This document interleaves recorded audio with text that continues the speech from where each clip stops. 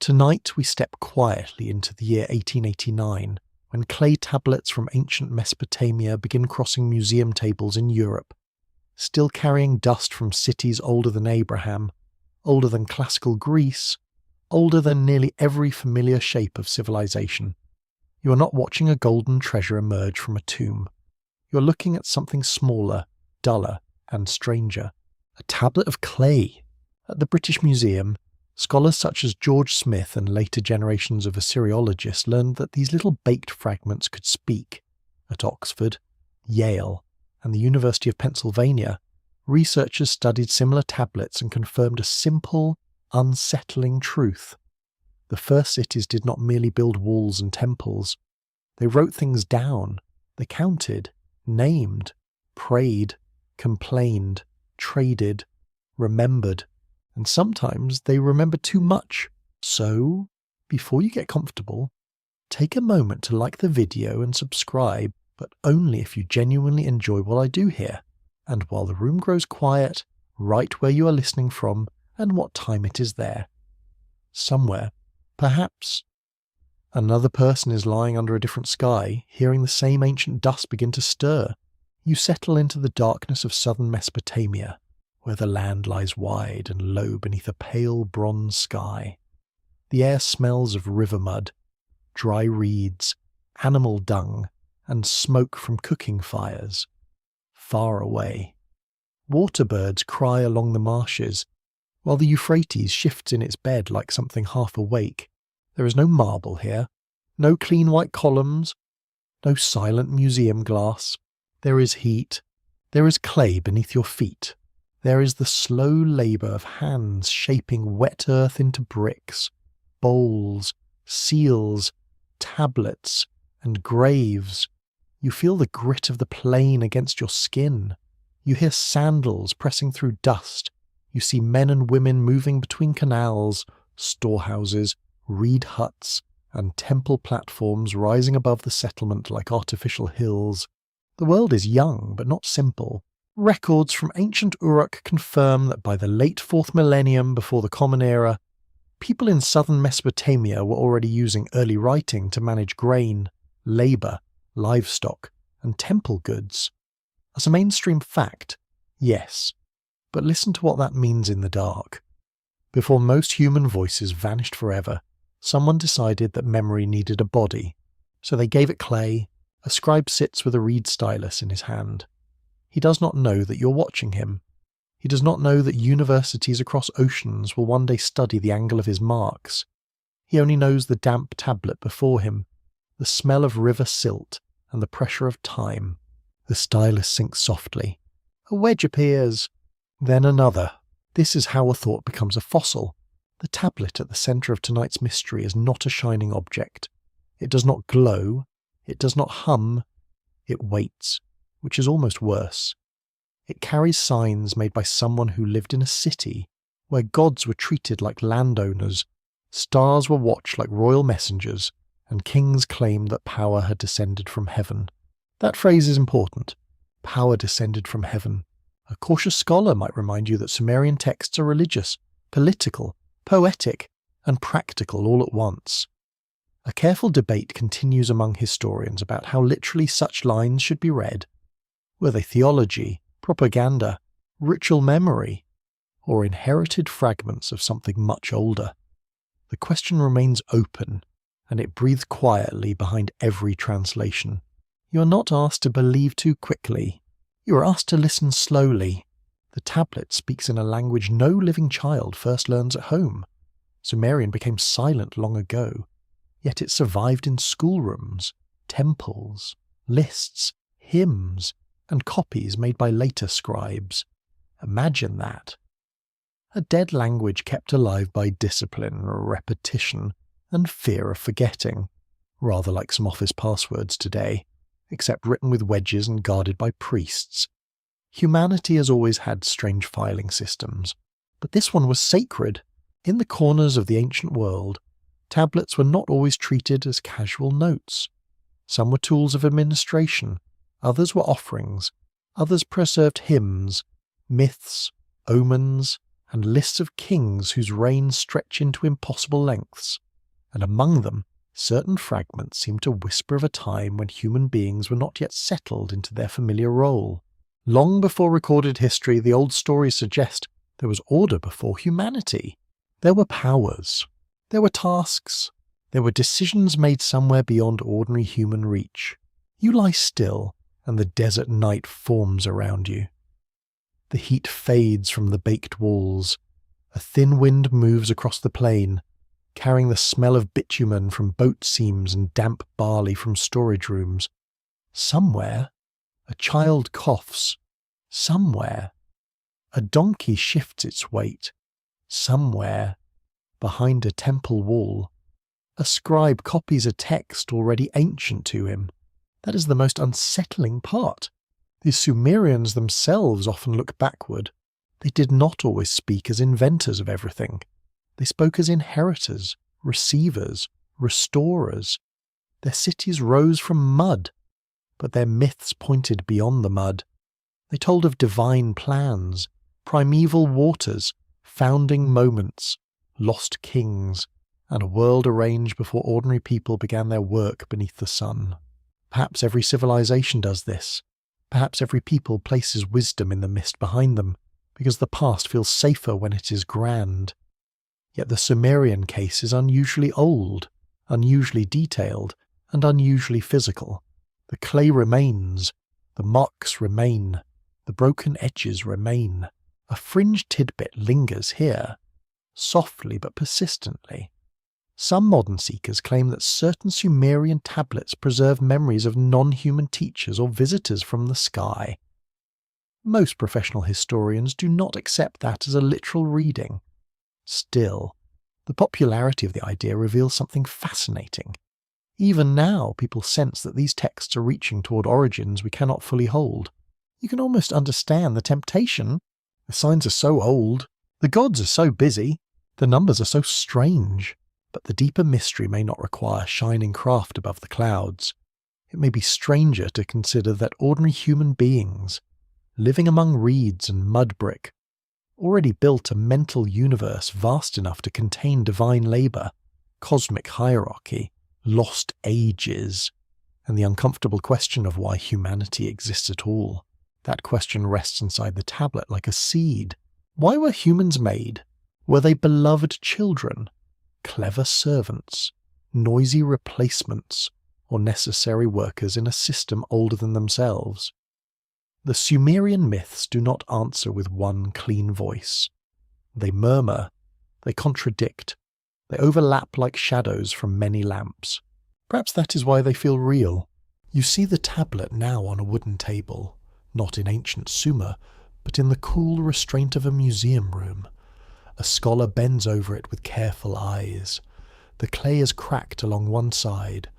Some signs are clear, others broken. Each missing corner becomes a silence.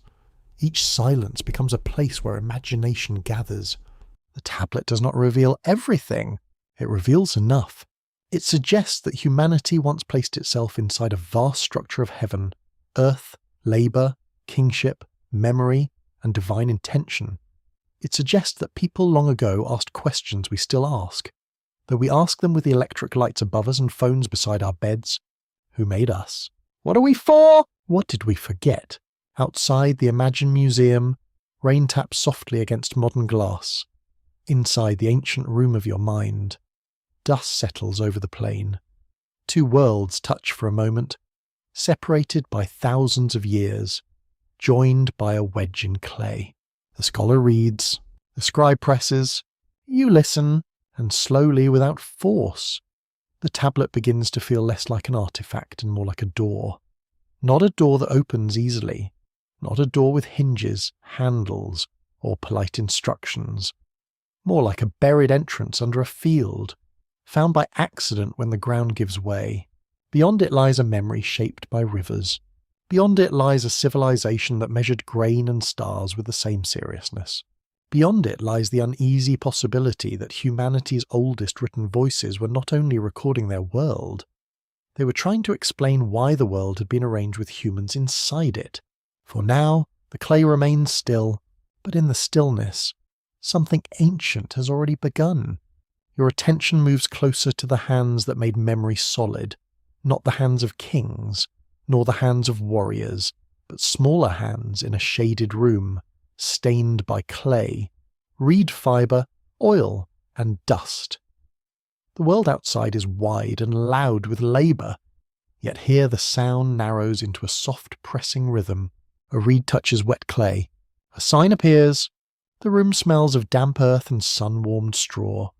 Clay tablets rest on a low surface, some smooth and waiting, some already crowded with little marks. You can feel the cool weight of one in your palm.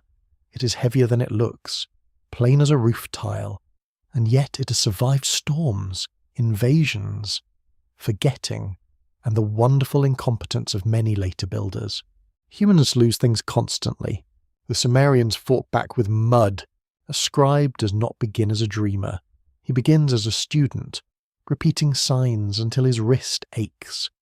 Excavated school tablets from ancient Mesopotamia confirm that scribes practiced lists of words, numbers, professions, animals, places, and gods. Scholars at Yale and the University of Pennsylvania have studied many such tablets, showing how writing was taught through copying and correction. So the tablet is not born from inspiration alone. It is born from discipline. It comes from a world where memory is trained into the fingers. The stylus is cut from reed, and its triangular end makes the marks now called cuneiform. Each impression is small, deliberate, and final enough to matter. You imagine the student, though he's not really separate from the dust around him. He sits cross-legged, his back stiff, his teacher near enough to notice laziness. There is a fly near his cheek. There is sweat behind his knees. There is a bowl of water to keep the clay workable, though not too wet, because even eternity can become mush if handled badly. The first tablets are not grand myths. They are accounts: sheep, barley, beer, labourers, jars, fields, rations. That may sound disappointing, but it is quietly enormous. Civilization first writes not poetry, but obligation. Someone owes someone else grain. Someone must deliver wool. Someone has worked for a temple, and the temple must know how much food to issue. The earliest writing, according to mainstream scholarship, developed around administration in late 4th millennium Mesopotamia. This is not a glamorous fact, but it is one of the great turning points of human life. Once a mark can stand for a quantity, a person, a temple, or a field, power can travel farther than a voice. A memory can outlive a witness. A command can survive the commander. In the room, the teacher watches the student make a mistake. Perhaps the sign leans too far. Perhaps the number is wrong. Perhaps the name of a deity has been formed carelessly, which is the sort of error that might make any ancient instructor deeply annoying. The tablet may be smoothed over if still wet. If not, it may be kept as an example of failure. Even failure in Mesopotamia had archival potential. There is something almost funny about that. Somewhere in a museum collection, a bored child's homework may be older than most nations. Yet the humour fades when you consider what training meant. A scribe stood between the seen and the unseen. He recorded deliveries of grain, but also copied hymns. He listed donkeys, but also preserved divine names. He learned practical marks, then entered a landscape where writing could touch ritual, law, myth, medicine, omen, and royal authority. Clay was humble, but the system was not. You step outside the scribal space and feel the city breathing around it. The streets are narrow, uneven, and alive with smells. Fish dries in the heat. Bread bakes in domed ovens. Bitumen sticks black and glossy along boats and baskets. Goats complain, because goats have always understood their importance. A woman carries a jar on her shoulder. A worker wipes mud from his calf. Children chase one another along a wall of sun-baked brick. Above them rises the temple precinct, where writing gathers force. The temple is not simply a place of prayer. It is a storehouse, employer, landholder, ritual centre, and symbol of cosmic order. Grain arrives there. Wool is processed there. Offerings move through its rooms. Workers receive rations. The gods are fed through human service, and humans are organized through divine ownership. A debate continues among historians over how to describe early temple economies. Some emphasize centralized control, while others see more mixed patterns of household palace, and private activity. The old tablets do not give one clean answer. They give numbers, names, and traces, which scholars must patiently assemble like broken reeds. And beneath that scholarly caution, another idea slowly takes shape. The person who writes becomes a keeper of structure. The scribe does not merely observe society. He helps society become legible to itself. He turns flesh into categories, harvests into columns, offerings into formulas, and stories into repeatable forms. This is how a hidden timeline can survive, not through memory alone, through training, through copying, through 1,000 cramped lessons where young hands learn to repeat what older hands refuse to lose. A quirky tradition appears in later Mesopotamian school texts, where students complain about strict teachers and household expectations. Some accounts make the ancient classroom feel uncomfortably familiar. There are scoldings, anxieties, proud parents, and the eternal suspicion that education might be 90% humiliation wrapped in good intentions. You smile faintly at that. The past is ancient, not alien. Still, the tablet at the centre of the mystery belongs to a deeper current than school exercises. Its existence depends on the entire world of clay and reed. Without the canal worker digging silt, there is no clay. Without the marsh reed, there is no stylus. Without the temple economy, there is no reason to train so many hands. Without training, sacred memory dissolves. The hidden truth is not hidden in a locked chamber alone. It is hidden inside ordinary systems, repeated until they become invisible. The scribe dips his fingers in a water and smooths the surface of a fresh tablet. The clay is grey-brown, soft and faintly cold. He knows how quickly it can dry. He knows the pressure must be firm but controlled. Too light, and the sign is weak. Too hard, and the tablet cracks. Writing requires gentleness with force beneath it. That is a strange lesson. Perhaps every civilization is written that way. Outside, the sun lowers toward the flat horizon. Shadows lengthen beside brick walls. The river gleams in broken strips between reeds. The day's heat loosens from the earth, and the city enters the amber hour when labour slows but never fully stops. A priest may be preparing an offering. A merchant may be checking a seal. A mother may be calling a child indoors. The scribe continues, "The reed moves?" He may be recording barley. He may be copying a divine hymn. He may be preserving a fragment from teachers who received it from other teachers, who received it from voices already fading into sacred distance. He may not know the difference between routine and revelation. Many people do not. They simply do their work, and centuries later the work becomes a doorway. The tablet dries, its surface hardens, the marks remain, and somewhere within that little field of clay, humanity learns a new and dangerous trick. It learns to place thought outside the body. It learns to let the dead speak without breath. It learns that what is pressed carefully enough into earth may return, long after the hand has become earth again. For a moment, the city rises around you as if built from breath, brick, and sun. Uruk stands on the southern plain, vast for its age, its walls and sacred districts spreading across the earth like a human answer to the sky. You don't enter it through silence. You enter through work. Feet scuff along packed dust. Carts groan beneath loads of barley. A canal glitters in the distance, carrying both life and argument. The smell is thick here, layered with river mud, date syrup, wool, smoke, sweat, and the sharp scent of animals kept too close to human ambition. Reed mats hang in doorways. Dogs nose at refuse. A baker pulls flat bread from an oven while someone nearby curses a cracked jar. Because civilization may invent writing, but it does not abolish irritation. Above the ordinary noise, the temple district commands the gaze. It rises higher than the houses, not because the gods require exercise, though perhaps they enjoyed the view, but because height teaches the body how to feel small.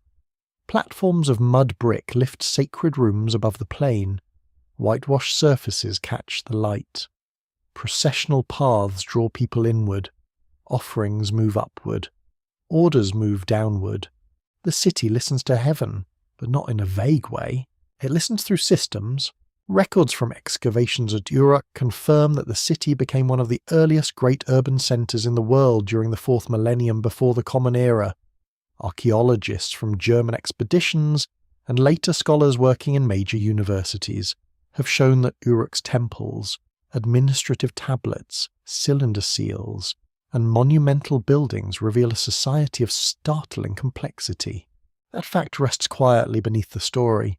Uruk is not only old, it is organised. You walk along a wall where sunlight lies hard and bright. The plaster is rough beneath your fingertips. Somewhere above, a temple servant lifts a basket. Somewhere below, an accountant checks impressed marks against actual goods. In this place, heaven is not only praised, heaven is managed, scheduled, supplied, and documented with a seriousness that would make a modern office feel almost relaxed. The gods have households. The gods receive food. The gods possess fields. The gods employ people, which is quite convenient for the people who interpret the gods. A gentle scholarly argument continues over how much daily life in early Uruk was controlled by temple institutions. Some researchers describe powerful centralized households, while others caution that the surviving records show only certain parts of a broader society. The clay speaks clearly about goods and offices, but softly about private feelings. It tells us who carried grain, not whether they liked the job. You feel that absence. It is one of history's colder rooms. The temple is alive with movement. Men bring vessels, women process wool, administrators mark quantities, and priests prepare rites that bind the visible city to the invisible order above it. The temple does not sit apart from life. It is woven into hunger, season, labour, fear, and hope. A failed harvest is not merely economic, it is cosmic. A flood is not simply water, it may be a message. And in Uruk, messages matter. The sky itself becomes a kind of tablet. At dusk, the flat land opens beneath an immense darkening dome. There are no electric lamps, no orange haze above highways, no restless glow from towers. When night comes, it comes as a country of stars. The moon whitens the edges of brick walls. The planets wander slowly among fixed lights. Their movement is strange enough to invite watching, and repeated enough to invite record. You stand in the courtyard as the air cools, a distant bell or clapper sounds. The city changes its breathing.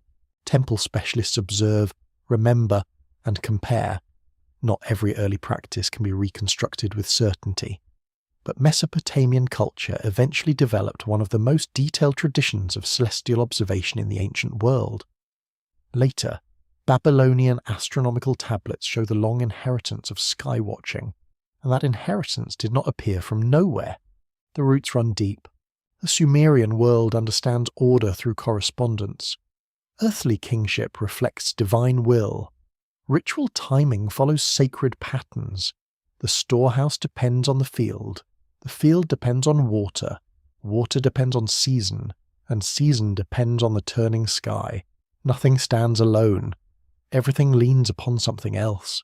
That is the hidden architecture, not stone, relationship. A tablet from such a world does not merely record a story. It belongs to a civilization that sees connection everywhere. If a sheep is counted, it is part of an offering. If grain is measured, it sustains labour assigned under divine authority. If a king rules, he rules beneath powers older than his throne. If a star appears, it may be read as part of the larger pattern. You begin to sense why a secret tablet could matter. It would not be secret because it contained only one forbidden sentence. It would be secret because it arranged things. Heaven, city, temple, grain, kingship, humanity, and time would all find their places inside one woven design. A design can be more dangerous than a fact because it tells people where they belong.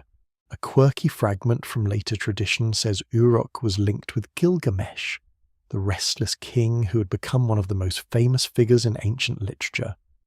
He is remembered as part hero, part tyrant, part seeker, and part exhausted overachiever. Even in deep antiquity, people apparently knew the type: too strong for comfort, too afraid to sleep. The city of Gilgamesh, real and legendary at once, becomes a stage where memory gathers layers. Archaeology gives walls, pottery, tablets, and temples. Literature gives kings who wrestle with death. Ritual gives gods who demand service. Administration gives lists. Together they form something more haunting than any single myth. They form a civilization remembering itself. You move toward the temple steps, and the stone or baked brick feels warm even as the night comes on. A priest passes with a vessel. His garment brushes the air. His face is not clear. It rarely is. History preserves offices more easily than souls. Inside, lamps burn with small, wavering flames. Their smoke stains the upper walls. The scent of oil mingles with incense, food, and dust. Someone recites words that have been recited before. Someone else knows the correct answer. The ritual works because it has been repeated, and repetition is one of the oldest technologies of power. The temple teaches the city what time means: morning offerings, seasonal rites, measured deliveries, observed skies, named festivals, counted years. Without such rhythms, life is only weather and appetite. With them, a city can imagine itself as part of a cosmic order. Uruk does not simply survive on the plane. It announces that the plane has meaning, yet meanings can harden. A person born beneath this system does not choose the structure that receives him. He wakes inside it. The gods are already named, the fields are already claimed, the canals already require cleaning, the temples already need offerings. The stories are already old enough to feel inevitable. Perhaps that is what the tablet preserves. Not a single miracle, a world that believed reality itself had offices. You look back from the temple height across the dark city. Roofs flatten into shadow. Cooking fires glow like low stars. The river holds the moon in broken pieces. Beyond the cultivated land lies marsh, desert, and unknown distance. Above, the real stars remain cold and patient, watching the city that watches them. Uruk listens. Uruk counts. Uruk remembers. And beneath its sacred roofs, some quiet hand begins to shape the idea that human life is not random, not free-floating, not merely born and buried. It is assigned a place between earth and heaven. Whether that place is dignity, burden, or both is the question the clay refuses to settle. Your mind drifts toward the marks themselves, those small pressed shapes that seem almost too ordinary for the burden placed upon them. They are not pictures anymore, not quite. They are wedges, angles, little arrangements of pressure left by a reed on clay. Yet inside them, a vanished mind has stored sound, number, offering, command, memory, and fear. The tablet rests in low light. Its edges are chipped. Its silence feels deliberate. You lean closer, and the signs begin to seem less like writing and more like tracks left by some careful creature crossing wet ground. Each mark was made quickly, but not carelessly. The scribe knew the order. The scribe knew when to press deep and when to lift. A wrong angle could change meaning, and a missing sign could make a sentence limp forever. This is where the mystery changes its shape. The tablet does not simply say that something happened, it suggests that something was remembered. That is a different kind of claim, quieter and more unsettling. A memory can be copied from older memory. A story can travel through hands that never saw its beginning. A phrase can survive after everyone has forgotten why it mattered. In Sumerian tradition, texts often describe knowledge as something received, not merely invented. Kings receive authority, Cities receive divine favour. Rituals are handed down. Lists preserve names older than the copyists. Even the act of writing can feel like an inheritance from a world already arranged. That idea sits heavily in the room. You hear the scratch of reed fibre against drying clay. Somewhere outside, a potter turns a vessel. Somewhere near a doorway, a child whispers when told not to.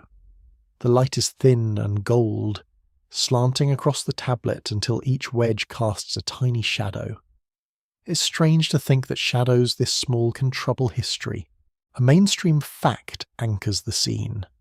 Sumerian is the earliest written language yet known in substantial surviving records, and its literature includes myths, hymns, royal inscriptions, laments, proverbs, and administrative archives. Scholars at institutions such as Oxford, Chicago, Yale, and Pennsylvania have spent generations reconstructing this world from broken clay. Their work is slow. It has to be. A sign may have several values. A phrase may survive in one damaged copy. A myth may be preserved by scribes centuries later, already adapting older material. Translation is not a magic spell. It is patience, comparison, grammar, and a willingness to admit that some doors stay partly closed. The strange phrases on certain tablets draw attention because they seem to look beyond ordinary city life. They speak of a time when heaven and earth are arranged, when divine beings debate, when powers assign roles, when humans appear not as masters of the story, but as late arrivals. The world is already full before humanity steps onto the stage. That is the slow chill. Humans are not first. Humans enter a system already moving. In some creation traditions from Mesopotamia, the gods grow weary of labour. They need relief. A plan forms.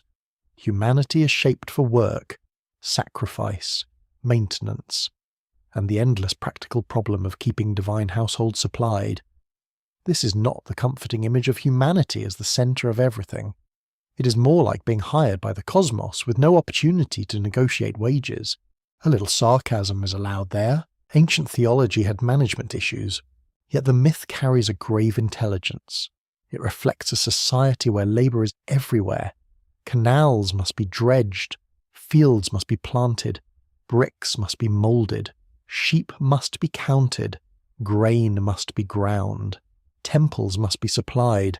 The gods, imagined through the structures of the city, require the same services that great households require. So the divine world mirrors the human one, or perhaps the human one mirrors the divine. That question remains open among scholars. Some argue that the myths project human social organisation onto the cosmos. Others suggest that myth and institution shaped each other, each strengthening the other over time. The debate is not about whether the texts matter, it is about how deeply they shape the world people believed they inhabited. You do not need to choose too quickly. The tablet asked for slowness. Its secret may not be a hidden sentence announcing a lost machine, a buried map, or a forbidden star. Its secret may be more intimate. It may reveal that early humans understood themselves as part of a vast order of service, exchange, dependency, and memory. They looked at their own labour and saw it reflected in heaven. That is both sad and magnificent. You can feel the sadness in the dust. A worker lifts clay bricks until his shoulders ache. A woman grinds grain with a stone. The same motion repeated until the body learns endurance. A canal digger stands knee-deep in mud, flies rising around him in a black cloud. In the distance, the temple gleams, needing everything. The tablet says humanity was made for a purpose, but purpose is not always freedom. It may be burden given a sacred name. There is a quirky fringe tidbit that still circulates around these writings. Some modern readers have imagined that references to divine craftsmen, heavenly decisions, and human creation preserve memories of advanced beings altering early humanity. Professional historians approach such claims with great caution, mostly because the texts fit ancient religious and social patterns more clearly than modern space-age fantasies. Still, the fascination is understandable. The myths do feel as though something stands behind them. They feel layered, as if the Sumerians were not inventing from nothing but arranging echoes into a form they could live with. And perhaps every origin story is an echo chamber where need, memory, ritual, and imagination speak at once. You look again at the tablet. A damaged line interrupts the flow. One missing piece can change everything. Perhaps a name was there, perhaps a verb, perhaps only a routine formula that would disappoint a treasure hunter but delight a cautious scholar. The broken clay teaches humility. It says that certainty is sometimes just a modern hunger with better lighting. The scribe who copied the words may not have understood them in the way the first teller did. He may have known the phrases as sacred tradition, proper and old. He may have copied them because the school required it, or because the temple needed a version, or because a library collected what could be gathered before memory thinned. This is how ancient knowledge transforms. A living belief becomes a ritual phrase. A ritual phrase becomes a school text. A school text becomes a museum fragment. A museum fragment becomes a question at midnight. You listen to the question, what did humanity once know? Not in the sense of secret engines or golden cities beneath the sea, though the dreaming mind enjoys those too. What did humanity once know about its own smallness, its dependency, its place in cycles larger than ambition?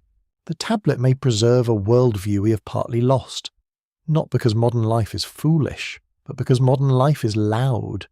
It teaches speed, choice, visibility, and the little glowing tyranny of constant interruption. The Sumerian tablet teaches weight, duty, sequence, and the terrifying calm of belonging to an order you did not design. A breeze moves dust through the room. The oil lamp trembles. The wedges remain fixed. There is comfort in them, and discomfort too. They prove that people once tried to hold the invisible still long enough to pass it on. They prove that someone believed these words deserved survival. They prove that the past is not only behind you, but beneath you, layered like clay under a riverbank. And in that clay, a strange message waits without fully explaining itself. Humanity remembered a time before humanity. Humanity imagined decisions made without human voices present. Humanity placed itself in the story not at the beginning, but somewhere within the machinery of existence. Perhaps that was humility. Perhaps it was control. Perhaps it was a truth shaped into myth, because myth was the only vessel large enough to carry it. The tablet gives no final answer. It only holds the pressure of a hand, the trace of a reed, and the faint sensation that some knowledge did not disappear all at once. It faded line by line, copy by copy, until only signs remained, patient as seeds in dry earth.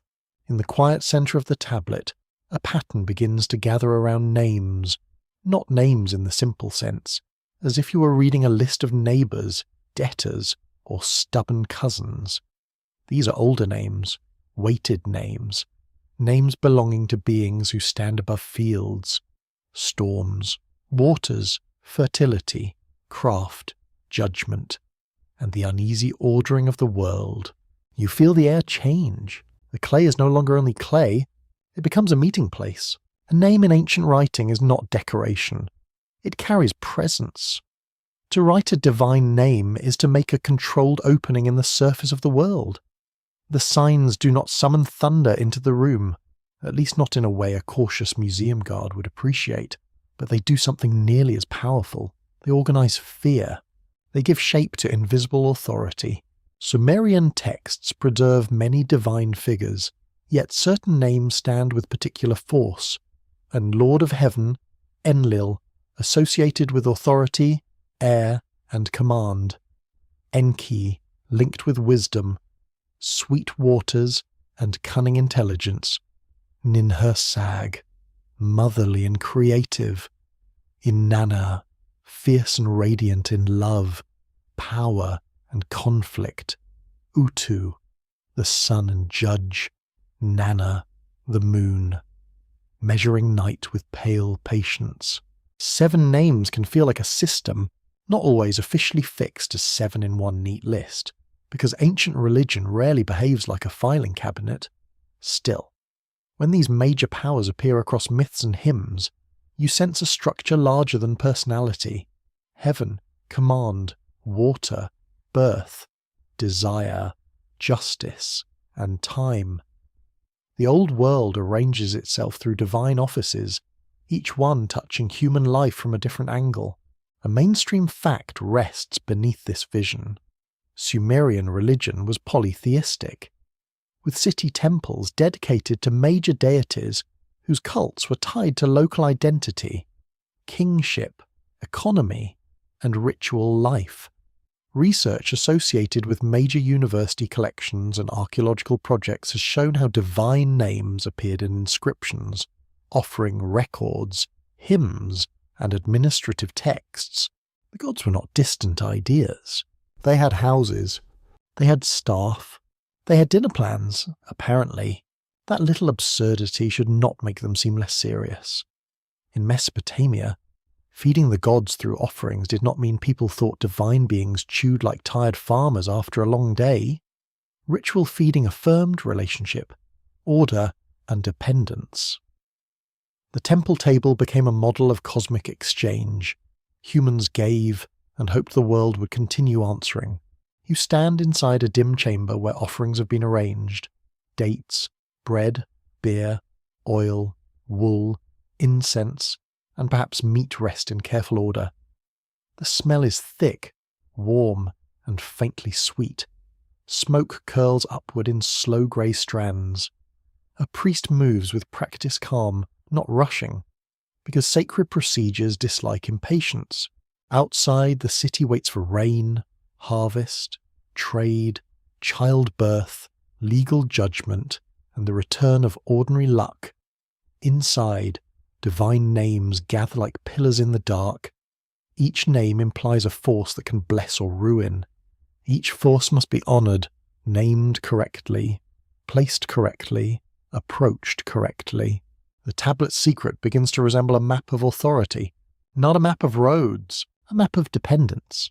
The pattern of divine figures suggests that humanity was imagined beneath a layered government of existence. Above human rulers stood gods. Among the gods, ranks and relationships shifted by city, period, and text. Some deities rose in prominence, others changed function, some absorbed traits from neighbouring traditions. Religion was alive, and living things are inconveniently untidy. This is where scholarly debate becomes important. Researchers continue to discuss how far divine hierarchies in the text reflect actual worship, scribal theology, political change, or later system building. A hymn may praise one deity as supreme because that is what hymns do. A city inscription may elevate its patron god for reasons both spiritual and political. The clay preserves devotion, but also strategy.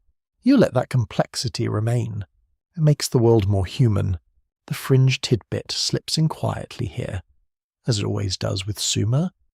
Some modern writers have turned groups of Mesopotamian gods into councils of sky visitors, engineers, or ancient rulers from beyond Earth. The mainstream reading sees divine beings within the religious imagination of early cities. Yet the fringe fascination survives because the old texts do portray organised non-human powers assigning destinies, controlling arts, and shaping humanity's role. The strange thing is this: the myths are already dramatic enough. They do not need metal ships. A council of gods deciding human fate is unsettling by itself. Imagine belonging to a world where your species exists because greater beings needed order, service, and relief from burdens. Imagine waking before dawn to grind grain, while knowing that your labour participates in a structure reaching from mud floor to heaven's height. That can be comforting. That can be crushing. The tablet does not flatten the gods into one mood. Inanna can be generous and terrifying. Enki can be clever, helpful, and dangerously slippery.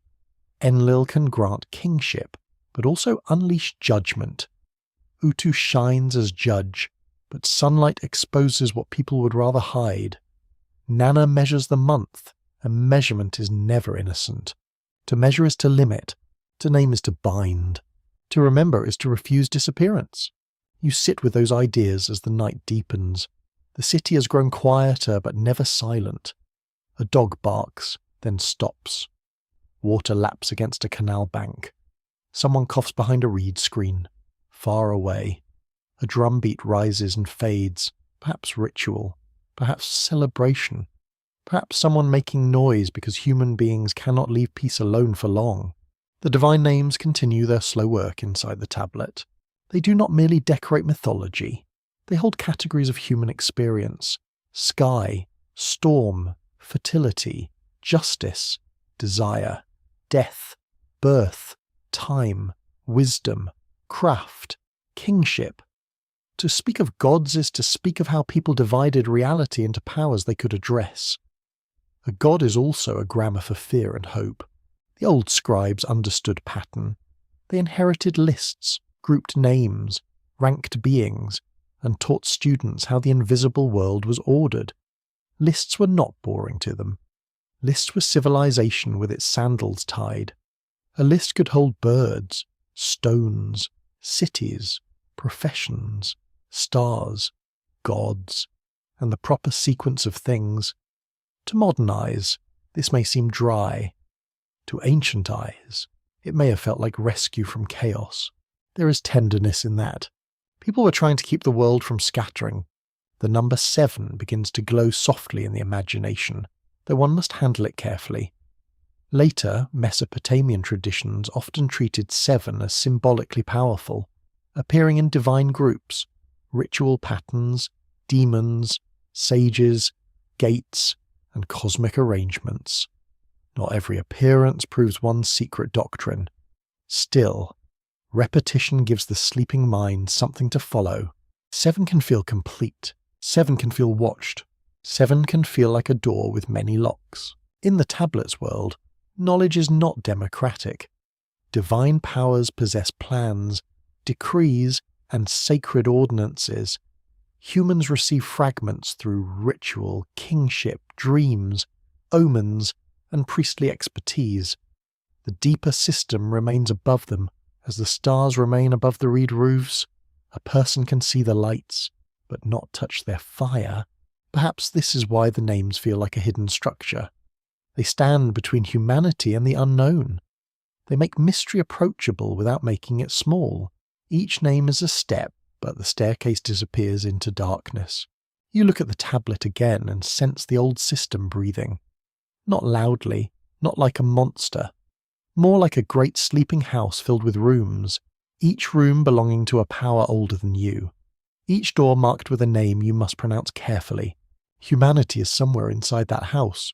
Not at the entrance, not at the throne, perhaps in the courtyard, carrying water, perhaps near the kitchens, preparing bread, perhaps in the archive, pressing marks into clay and hoping the marks will hold. The 7 names in the silence do not answer the mystery. They deepen it. They suggest that what humanity once knew was not a single fact, but a pattern of placement. The world had layers, power had ranks, life had duties. Even the gods had relationships, rivalry, needs, and limits. And if the gods themselves were bound inside a system, then perhaps humanity's oldest fear was not that life lacked meaning. Perhaps the fear was that life had one. The rivers begin as a murmur beneath everything, even when no water is visible. You hear them in the silence between lines, in the way clay remembers silt, in the way old stories keep returning to inundation, loss, and survival. The land of Sumer is a land made by water, threatened by water, fed by water, and sometimes erased by water. You stand at the edge of a canal under a low sky. The mud smells alive. The reeds lean and whisper.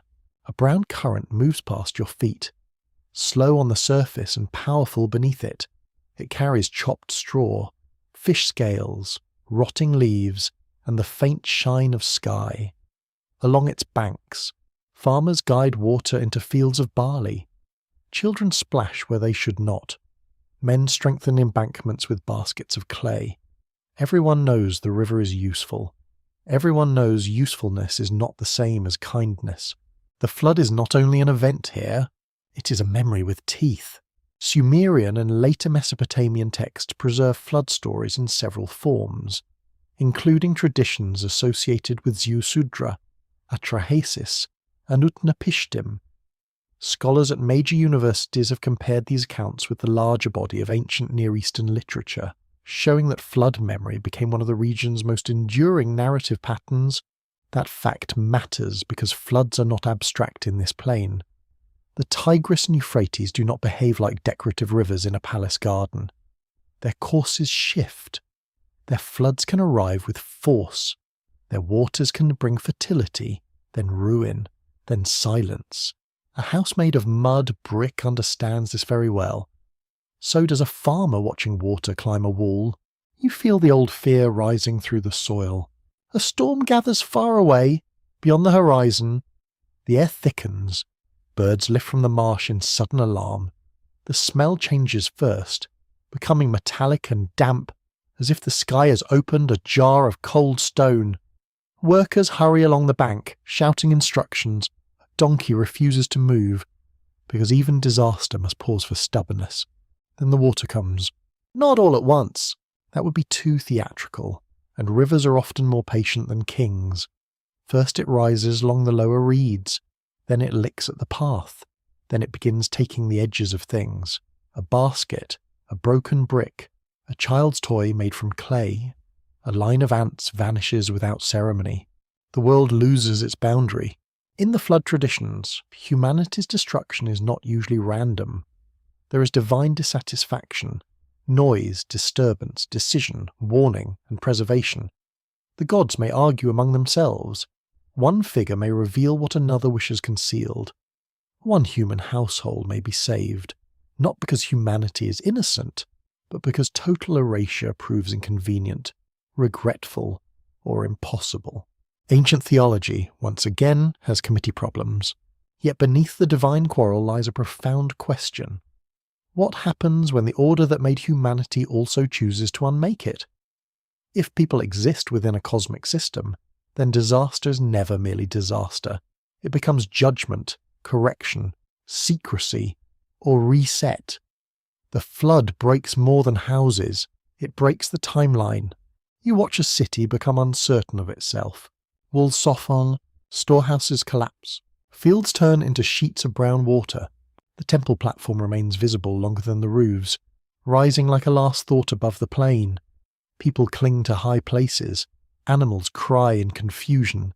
Clay tablets, if unbaked, dissolve back into mud. Records vanish as if memory itself has been soaked from the world. This is one reason the flood beneath the story feels so haunting. It is not only the destruction of bodies, which the calm mind need not dwell upon. It is the destruction of continuity.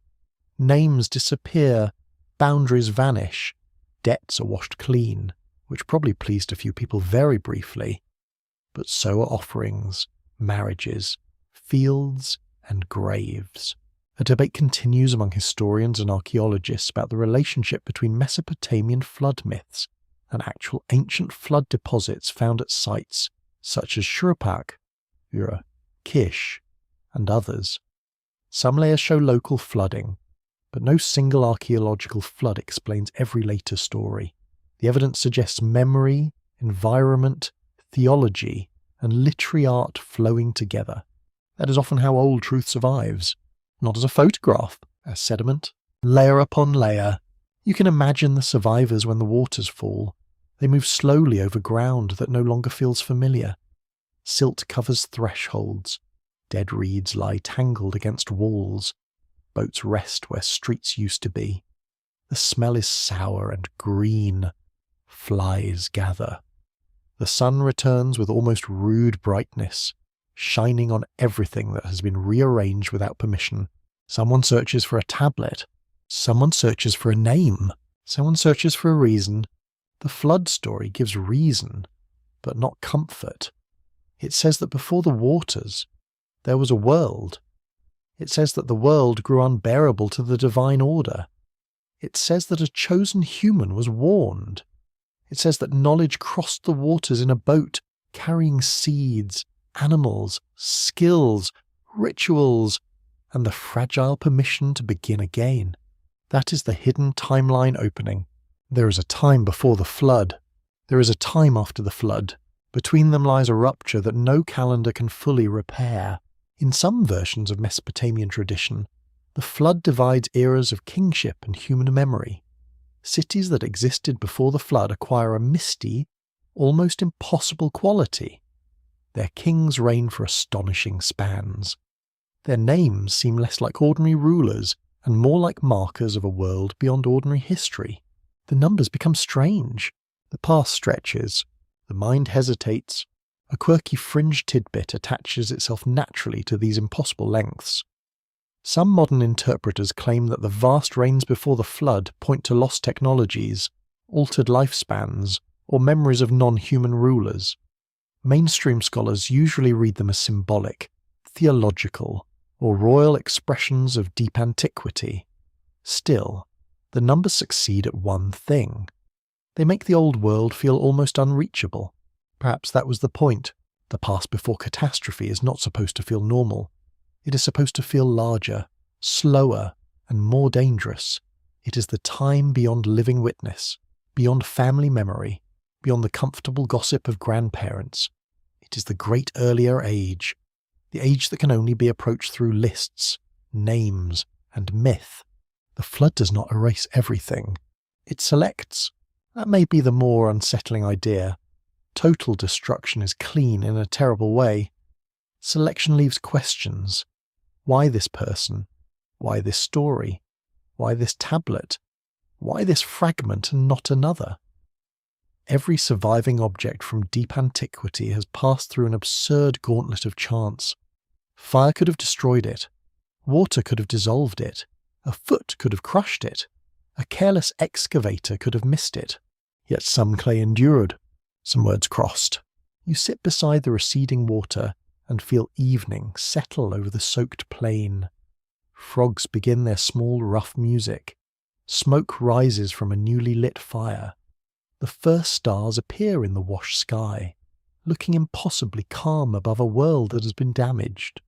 A survivor presses a hand into mud, perhaps testing whether it will hold weight.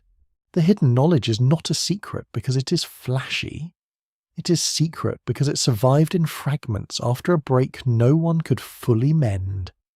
Humanity may once have remembered more clearly where it believed it came from, who assigned its role, and what powers governed its fragile place.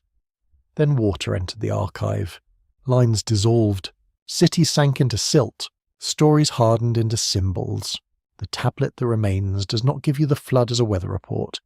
It gives you the flood as a wound in time. It tells you that human memory is not smooth. It has drowned places. It has missing rooms. It has old shelves where the labels survive. But the contents are gone. You hear the current again, lower now, slipping through reeds in the dark. The river has taken, but it has also laid down new soil. Tomorrow, someone will plant. Someone will rebuild a wall. Someone will say the gods have spared enough for life to continue. And perhaps that is what humanity once knew. The world can end locally, completely, and still leave a remnant carrying fire. The story can break and still continue. A tablet can be buried under flood mud, sleep through kingdoms, and return with water still hidden in its memory. The names of kings arrive like footprints pressed into a road no one can fully see.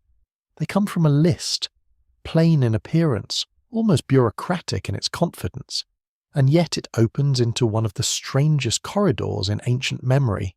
A ruler is named, a city is named, a reign is measured.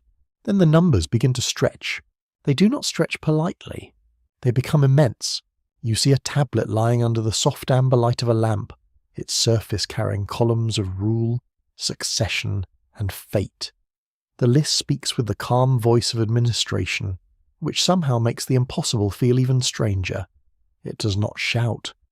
It does not decorate itself with wonder. It simply says that kingship descended from heaven, then names cities and rulers as though recording a delivery of barley. That calmness is unsettling. It feels like a locked door. The Sumerian king list is a real ancient composition known from several copies, including examples studied by scholars in major museum and university collections. It records a sequence of cities and rulers, placing dynasties into a single framework of kingship. Researchers from Oxford, Chicago, and other institutions have treated it as a vital source for how Mesopotamians imagined political order and deep time. It is not a simple history book. It is memory-shaped into authority. You sit near the scribe as he copies names from an older exemplar. His hand moves carefully, because royal names must not wobble like a tired goat in a marketplace. The room smells of clay, lamp smoke, and dry reeds. Outside, someone carries water in a jar, and the handle creaks softly against a rope. Inside, time is being organised. The list begins before the flood. That is where ordinary confidence starts to weaken.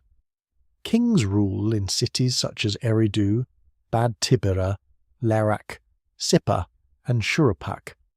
Their reigns are counted in spans so enormous that they seem to belong less to politics than to dream. Tens of thousands of years appear where a human lifetime should stand. A king reigns longer than memory. A city holds power beyond reason. The mind grows quiet.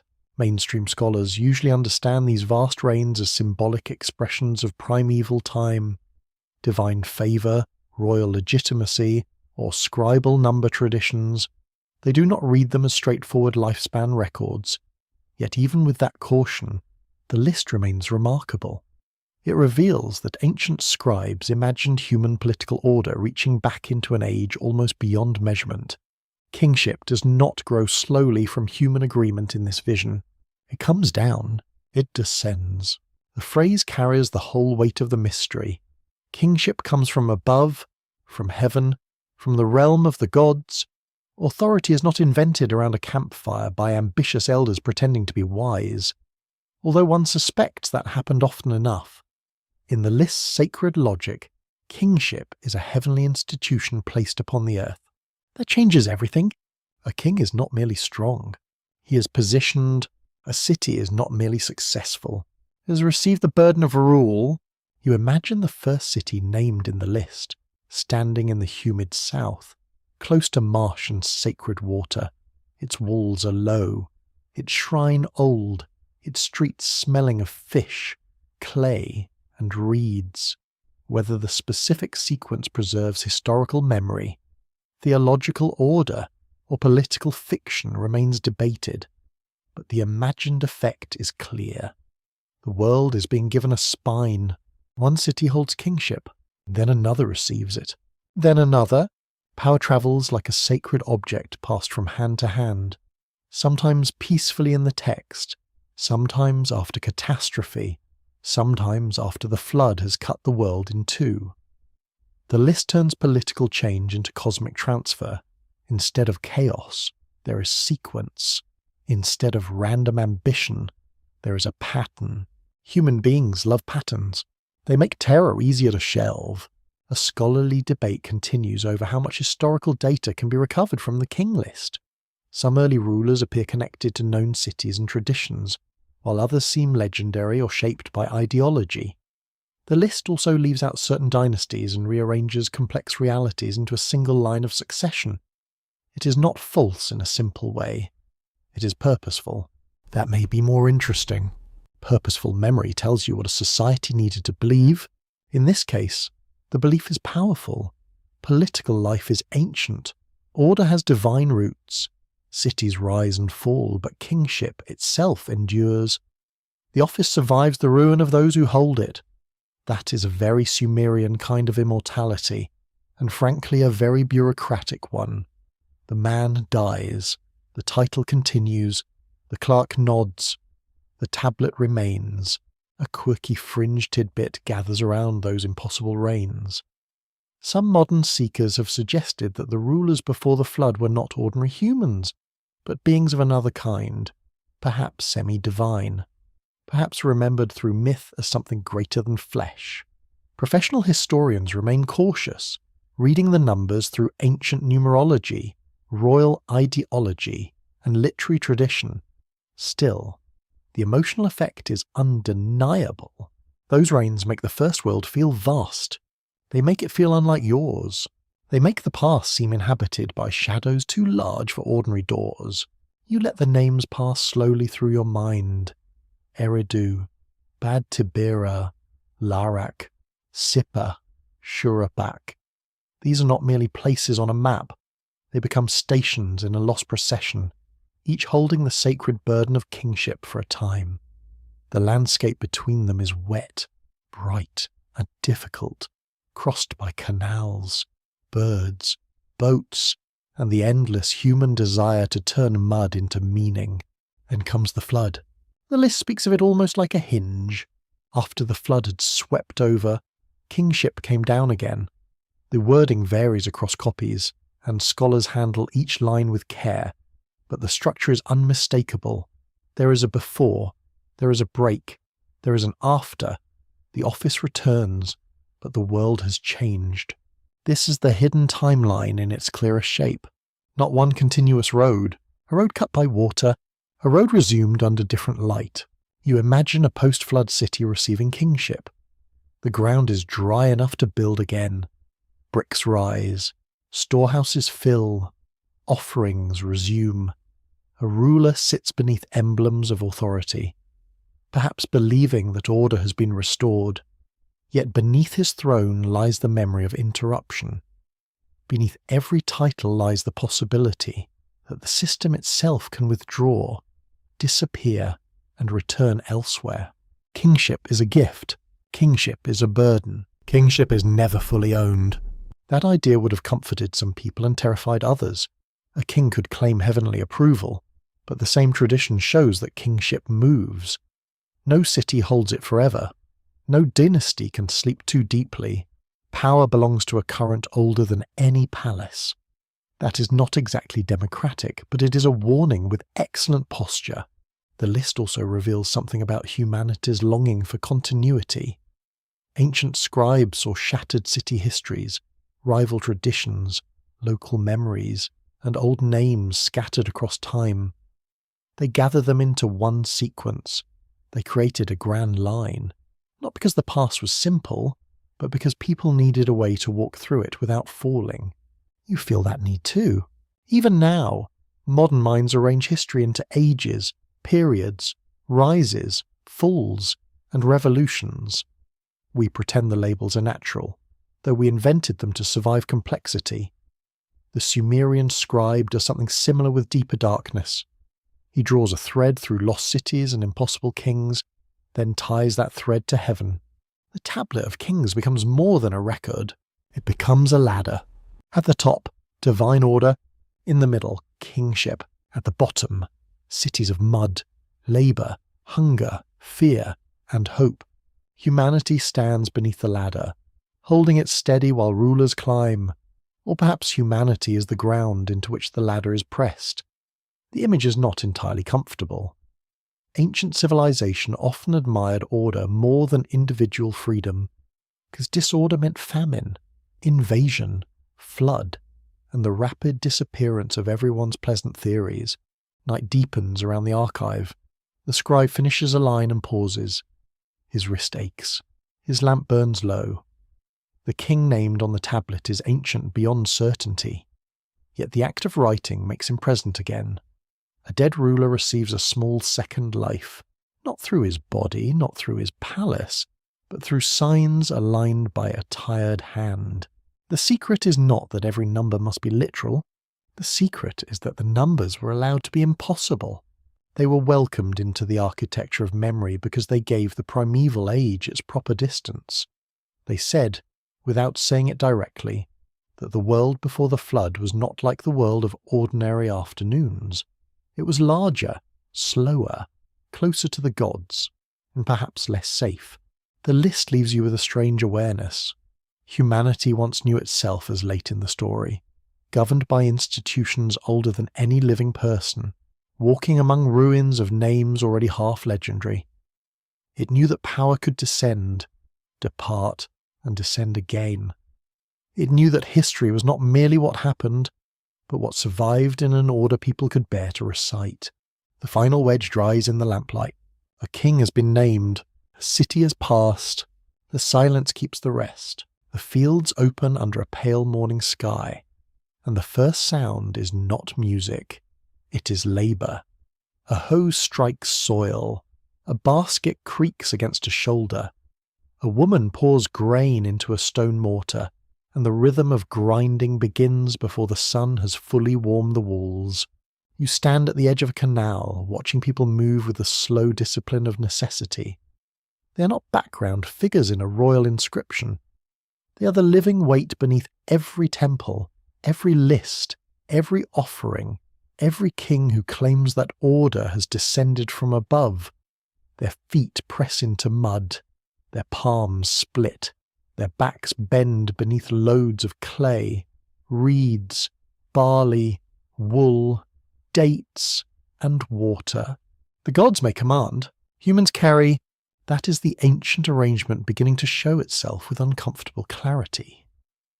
In Mesopotamian creation stories, humanity often appears as an answer to divine labour. The gods become burdened. The work of maintaining the world becomes heavy. Then a solution is imagined.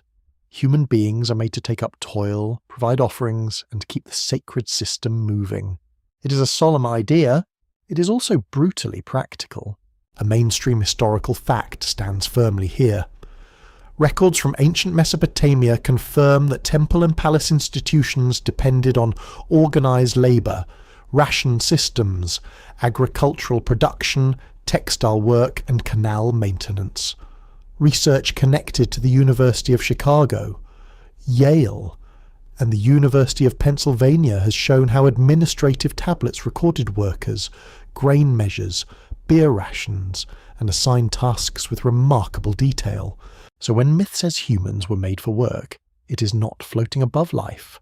It is listening to life breathe heavily. You walk beside a group of labourers heading toward a canal bank. Their tools are simple, but the task is not. Irrigation can make abundance, yet it demands constant care. Channels silt up, banks break. Water must be guided, divided, argued over, and defended from laziness, weather, and neighbours with suspiciously ambitious ditches. Man lifts a basket of wet earth. Another cuts reeds for reinforcement. A third mutters something rude about supervisors. History rarely records that last part, but let us be honest. It was there. The canal is civilization in liquid form. Without it, fields fail. Without fields, grain stores empty. Without grain, offerings cease. Without offerings, the relationship between humans and gods weakens. Without that relationship, the old mind fears disorder returning, not politely, but like floodwater under a door. The worker is not merely working, he is holding the world in place. This may sound noble, until you feel the mud sucking at his ankles. Sacred meaning does not make a heavy load lighter. It only tells the person carrying it why he must not drop it. That is one of civilization's oldest tricks, and perhaps one of its oldest comforts. The tablet's hidden lesson deepens there. Humanity's role was not imagined as simple domination over nature, nor was it pure helplessness. It was service within a hierarchy. People fed the gods, served temples, obeyed rulers, raised fields from marsh, and turned the dangerous river plain into an ordered landscape. Order required bodies. Many bodies, tired bodies. You move toward the grinding stones, where another kind of labour fills the air. Grain becomes flour under repeated pressure.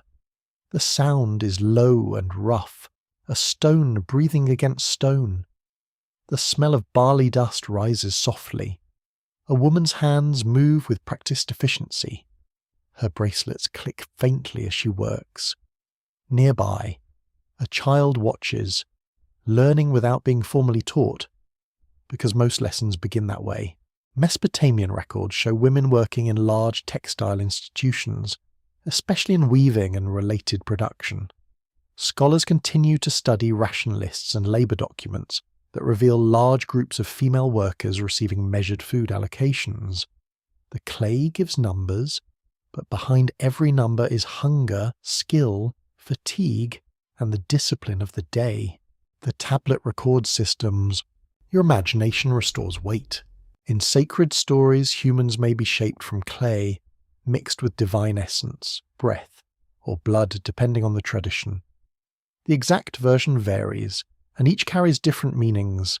But the clay motif is impossible to ignore in a land where the earth itself becomes house, wall, bowl, tablet, seal, canal bank, figurine, and grave. Clay is everywhere. Clay receives the foot. Clay receives the sign. Clay receives the dead. A scholarly debate continues over how creation myths should be read in relation to social life. Some historians see them as reflections of labour organisation and temple ideology. Others emphasize their theological and literary depth, warning against reducing myth to economics alone. Both cautions matter.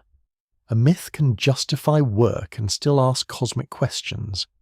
Ancient texts are rarely considerate enough to do only one thing. That is what makes them endure. You stand in a temple courtyard where offerings are being prepared. Bread is stacked, beer jars are sealed, oil gleams in small vessels. A sheep is led past, its hooves tapping the ground, unaware of the full administrative seriousness surrounding it. Smoke lifts in a thin line. Incense sweetens the air, but underneath it remains the smell of sweat. The gods receive, the people provide, the scribes record. The cycle completes itself for one more day. A quirky or fringe tidbit appears among modern interpreters who read human creation in Sumerian traditions as evidence of ancient genetic engineering. They point to divine craftsmen, planned creation, and humanity's assigned labour as suspiciously technical. Mainstream scholars do not treat these myths as laboratory reports. Yet the fascination lingers because the stories do present humanity as designed for a role, not accidentally wandering into existence with a confused expression. That is powerful narrative material. It is also a mirror. Modern people may reject the old gods, but many still ask whether their lives are being used by systems they did not create. Work schedules, taxes, markets, institutions, expectations, and screens all make their own little temples. The names have changed. The rations are sometimes deposited electronically. The feeling is older than anyone likes to admit. Gentle sarcasm aside, the ancient worker deserves dignity. He is not merely a pressed clay beneath a king's sandal. He knows skills. He knows seasons. He knows how soil behaves after a flood. He knows when a canal bank is weak. She knows the tension of wool, the correct grind of grain, the timing of bread, the signals of illness in a child. Their knowledge is not royal, but it is survival. Civilization rests on such knowledge. It usually forgets to say thank you. The secret tablet may preserve a grand statement about humanity's creation, but the truth of that statement lives in ordinary movement. A person bends, lifts, carries, grinds, weaves, counts, pours, plants, repairs, and repeats. Through repetition, the city survives. Through survival, temples continue. Through temples, the gods remain present. Through the gods, the system explains itself. This is the circular structure. The gods make humans for service. Humans serve gods through institutions. Institutions teach humans why they were made. The circle is elegant. It is also hard to escape. You feel the afternoon heat gather on your neck. The fields shimmer. Insects move above irrigation water. A supervisor checks workers against a list. His tablet is small, yet his authority reaches into stomachs, because ration records decide who receives what. Writing, once again, becomes more than memory. It becomes distribution. It becomes control. A worker's name may appear beside barley and beer. That is preservation, yes. It is also reduction. Ancient writing can rescue a person from total oblivion while turning him into a line item. There is something quietly painful in that. To be remembered as a ration entry is better than vanishing, perhaps, but only barely. Still, even such entries prove existence. A hand lived, a mouth ate, a body laboured under the sun. The tablet's divine story and the ration tablet's dry record belong together. One explains why humans serve. The other shows service measured. One speaks from the height of myth. The other lies flat on an administrator's table. Between them, humanity appears not as a glorious abstraction, but as a working species, organized by need and sanctified by story. Evening comes slowly, the canal darkens, the tools are set down, bodies straighten with difficulty, and the first coolness enters the air like mercy. Workers return toward houses of reed and brick. Smoke rises from cooking fires. Someone laughs. Someone complains. Someone falls silent from exhaustion. The temple platform watches all of it from above, steady and pale in the fading light. You sense the old question turning again. Were humans created for dignity or duty? Were they beloved servants, necessary labourers, clever animals, or sacred partners in the maintenance of order? The texts do not settle it. They allow more than one answer to breathe in the same room. Perhaps that is why they still feel alive. The workers of the gods are not only figures from myth, they are the anonymous people whose bodies made the ancient world possible. Their labour shaped canals, filled granaries, clothed temples, fed cities, and pressed clay into memory. If humanity once knew something, perhaps it was this: existence is not merely being alive, it is being placed within obligations that begin before you and continue when you are gone. The last light slips across the water. A reed bends, a tablet dries beside a doorway, and somewhere in the tired quiet, the oldest definition of humanity remains unresolved, made of clay, marked by labour, capable of prayer, capable of complaint, standing between the hunger of earth and the appetite of heaven. Your mind settles lower, toward the river mouths, where fresh water meets marsh and the land seems half made, half dreamed. Here the world does not begin with mountains or thunder. It begins with wet soil, tangled reeds, bright insects, fish flashing beneath shallow water, and the slow breath of a landscape that refuses to stay still. The air is heavy with green life. Mud grips the foot, birdwings cut the mist. You stand where canals loosened into marshes, and the horizon becomes uncertain. Date palms rise in clusters. Reed houses lean above the water on platforms. Boats slide quietly between walls of rushes, carrying fish, bundles, baskets, and gossip, because no civilization has ever invented a canal narrow enough to stop gossip. The smell is rich and complicated. There is sweet water, rotting vegetation, smoke from damp fuel, fish scales drying in the sun, and the faint perfume of crushed herbs near a doorway. The light spreads in sheets over the water. Everything shines. But nothing feels clean in the modern sense. It feels fertile. It feels alive enough to be dangerous. This is where sacred geography gathers. Sumerian stories often speak of primeval waters, ordered lands, sacred rivers, and places where divine power shapes the conditions of life. The idea of a perfect beginning is not always a garden in the modern picture book sense. It can be a region of sweet water, abundance, mystery, and divine arrangement, where life emerges through fertility rather than through emptiness. A mainstream fact rests beneath this setting. Southern Mesopotamia depended on irrigation agriculture, and its earliest cities grew within an environment shaped by rivers, canals, marshes, and alluvial soil. Archaeological and environmental research connected with major American and British universities has shown how water management allowed dense settlement, but also demanded constant coordination. Water gives, water demands paperwork. The old sacred land is therefore never merely beautiful. It is productive, and productivity is never innocent. When myths speak of sweet waters, orchards, reeds, abundance, or divine gardens, they are speaking from a region where food exists because humans and rivers negotiate endlessly. The land is generous, but only if courted with canals, embankments, labour, timing, and fear. You walk beside a channel where the water moves clear over darker silt. A boy crouches to catch small fish with a basket trap. A woman washes a vessel, knocking its rim gently against a stone. Nearby, an old man checks the roots of young date palms. His fingers are slow, but knowing.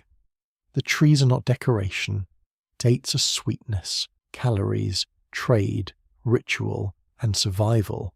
In this kind of world, a garden is not leisure. A garden is order made edible. Old myths of origins often turn towards such images because humans understand beginnings through what sustains them.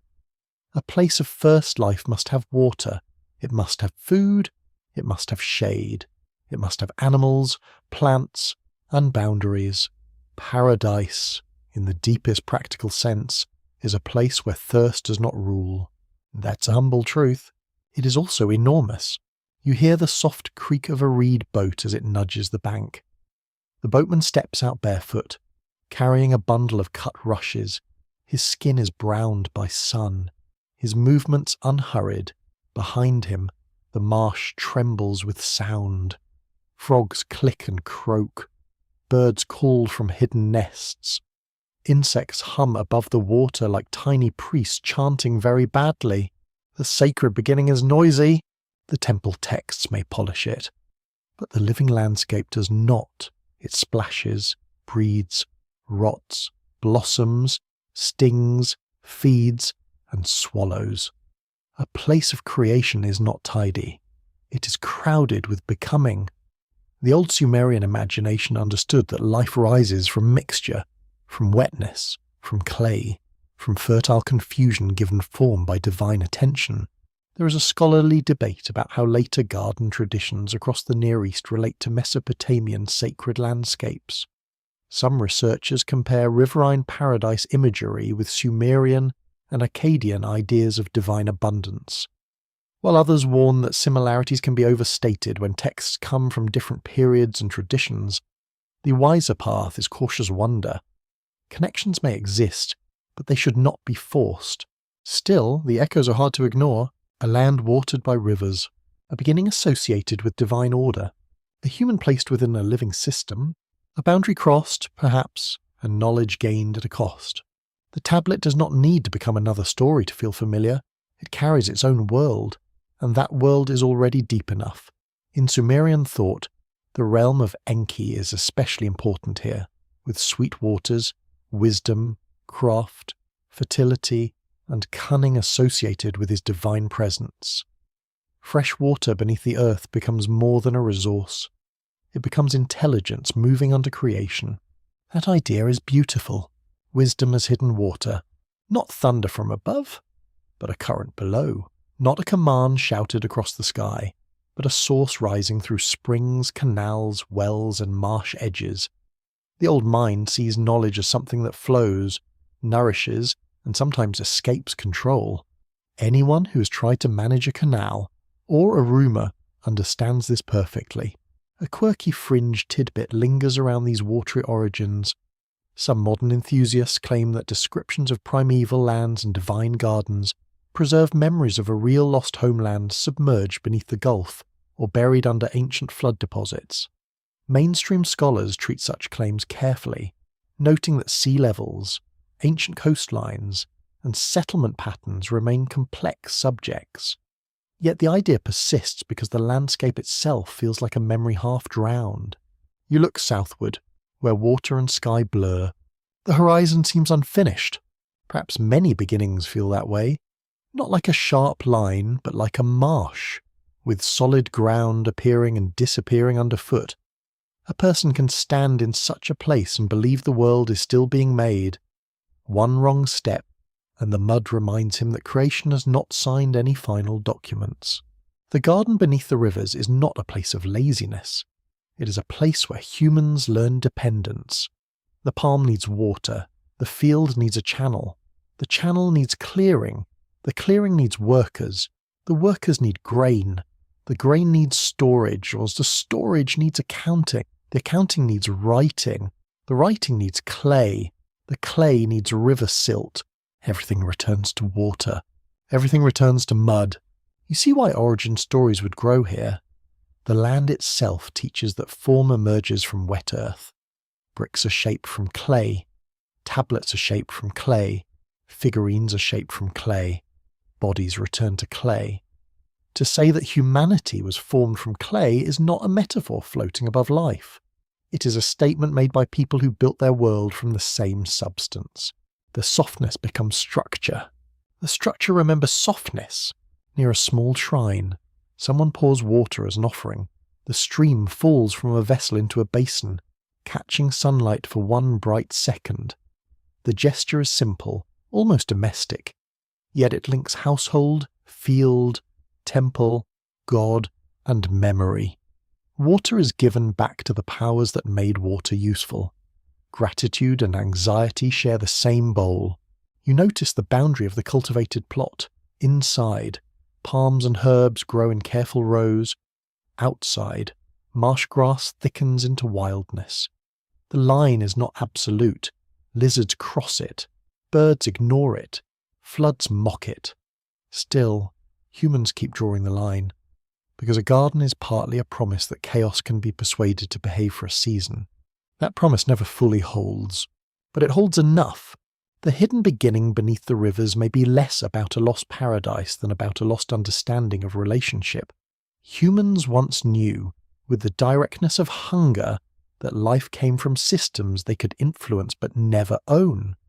Water, soil, gods, labour, season, and memory had to be tended together. Neglect one, and the whole design weakened. The marsh darkens as the evening lowers. Smoke rises from reed houses. The birds settle into harsher calls, then quiet. Lamps begin to glow like small captured moons. A child laughs from a boat, and the sound travels strangely over the water, near and far at once. You listen to the hidden current. It runs under city tablet, garden, and bith. Perhaps the sacred beginning was never a vanished place waiting to be found on a map. Perhaps it was an older way of seeing the world as watered, ordered, dependent, and fragile. A world where knowledge rose from the depths, where clay could become body, where humans stood in a garden not as owners, but as caretakers who might forget their place. The reeds whisper in the dark. The river keeps moving, and under the rivers, the first garden remains, not lost exactly, but submerged beneath every field humanity has ever tried to make its own. The night opens above the plain with a precision that feels almost merciful. By day, the world is heat, flies, water rights, sore hands, and the endless small emergencies of grain. But at night, the sky becomes an immense measuring board, dark and patient, crossed by elites that return with a discipline no king can truly command. You stand on a flat roof. The air cools your face. A dog barks far below. The city has settled into softer noises. A jar is moved in a courtyard. Someone whispers behind a reed screen. A child turns in sleep. The smell of cooling brick rises gently, mixed with smoke, oil, stored barley, and the faint sweetness of dates. Above it all, the stars sharpen one by one until the heavens seem not empty, but written. The tablet of measured time belongs to this feeling. It belongs to a civilization that counted because counting was survival. Grain had to be measured, fields had to be marked, workers had to receive rations, offerings had to arrive on proper days, festivals had to be timed, debts had to be recorded. The moon had to be watched because the moon gave rhythm to months, rituals, and expectation. Time was not abstract. Time had weight.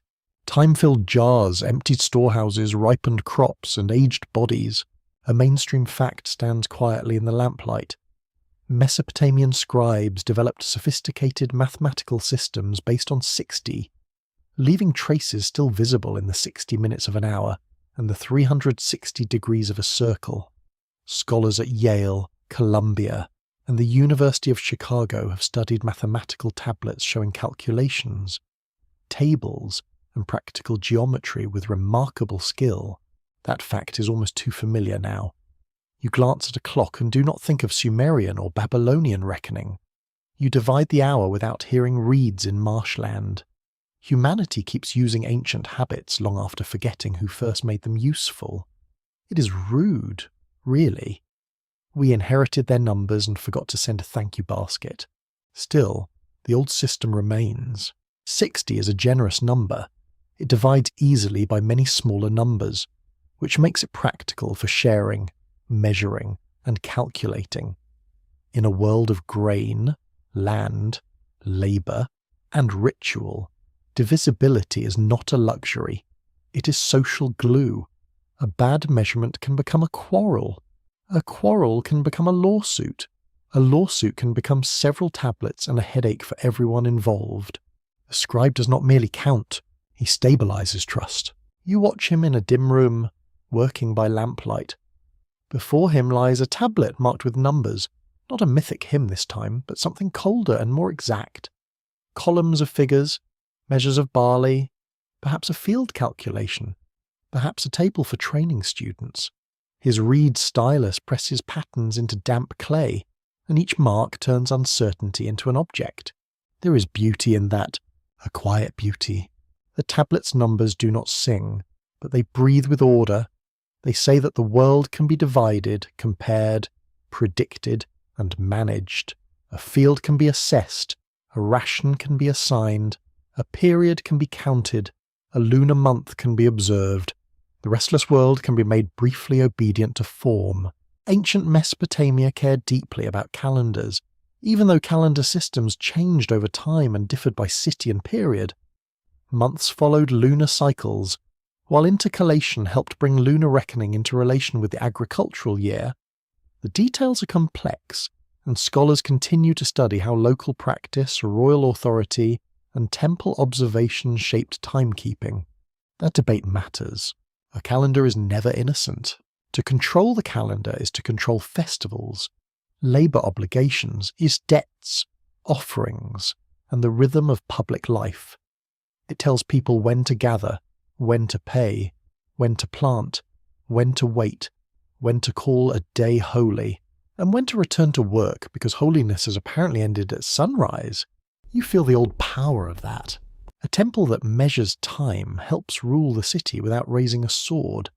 A palace that names the year places memory under authority. Scribes often dated documents by year names, linking ordinary contracts to royal deeds. A sheep transaction could be tied to the year a king built a wall, defeated an enemy, or dedicated a temple. Even buying and selling moved under royal memory. Time itself became political, yet the sky remained above politics, irritatingly free. The moon waxed and waned whether rulers approved or not. Stars rose in their seasons. Planets wandered with strange patience.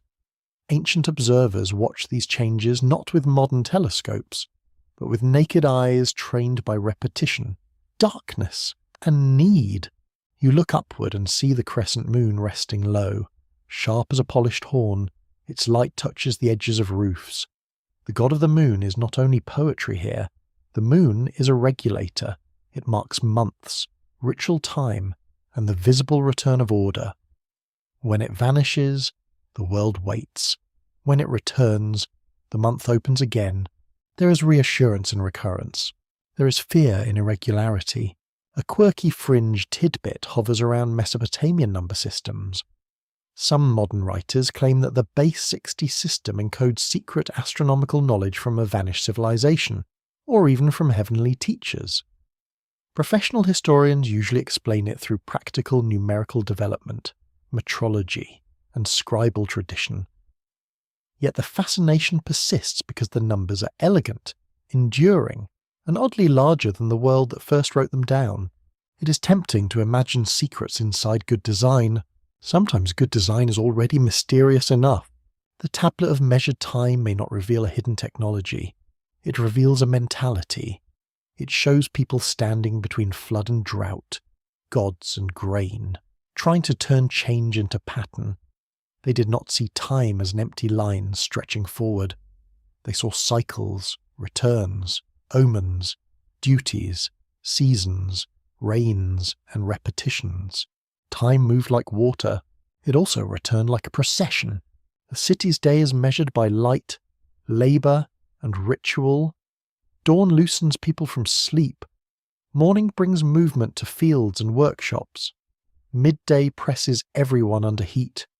Evening gathers cooking smoke and prayer, Night hands the world to watchers, dreamers, thieves, lovers, priests, and astronomers who should probably have slept more. But some eyes must stay open.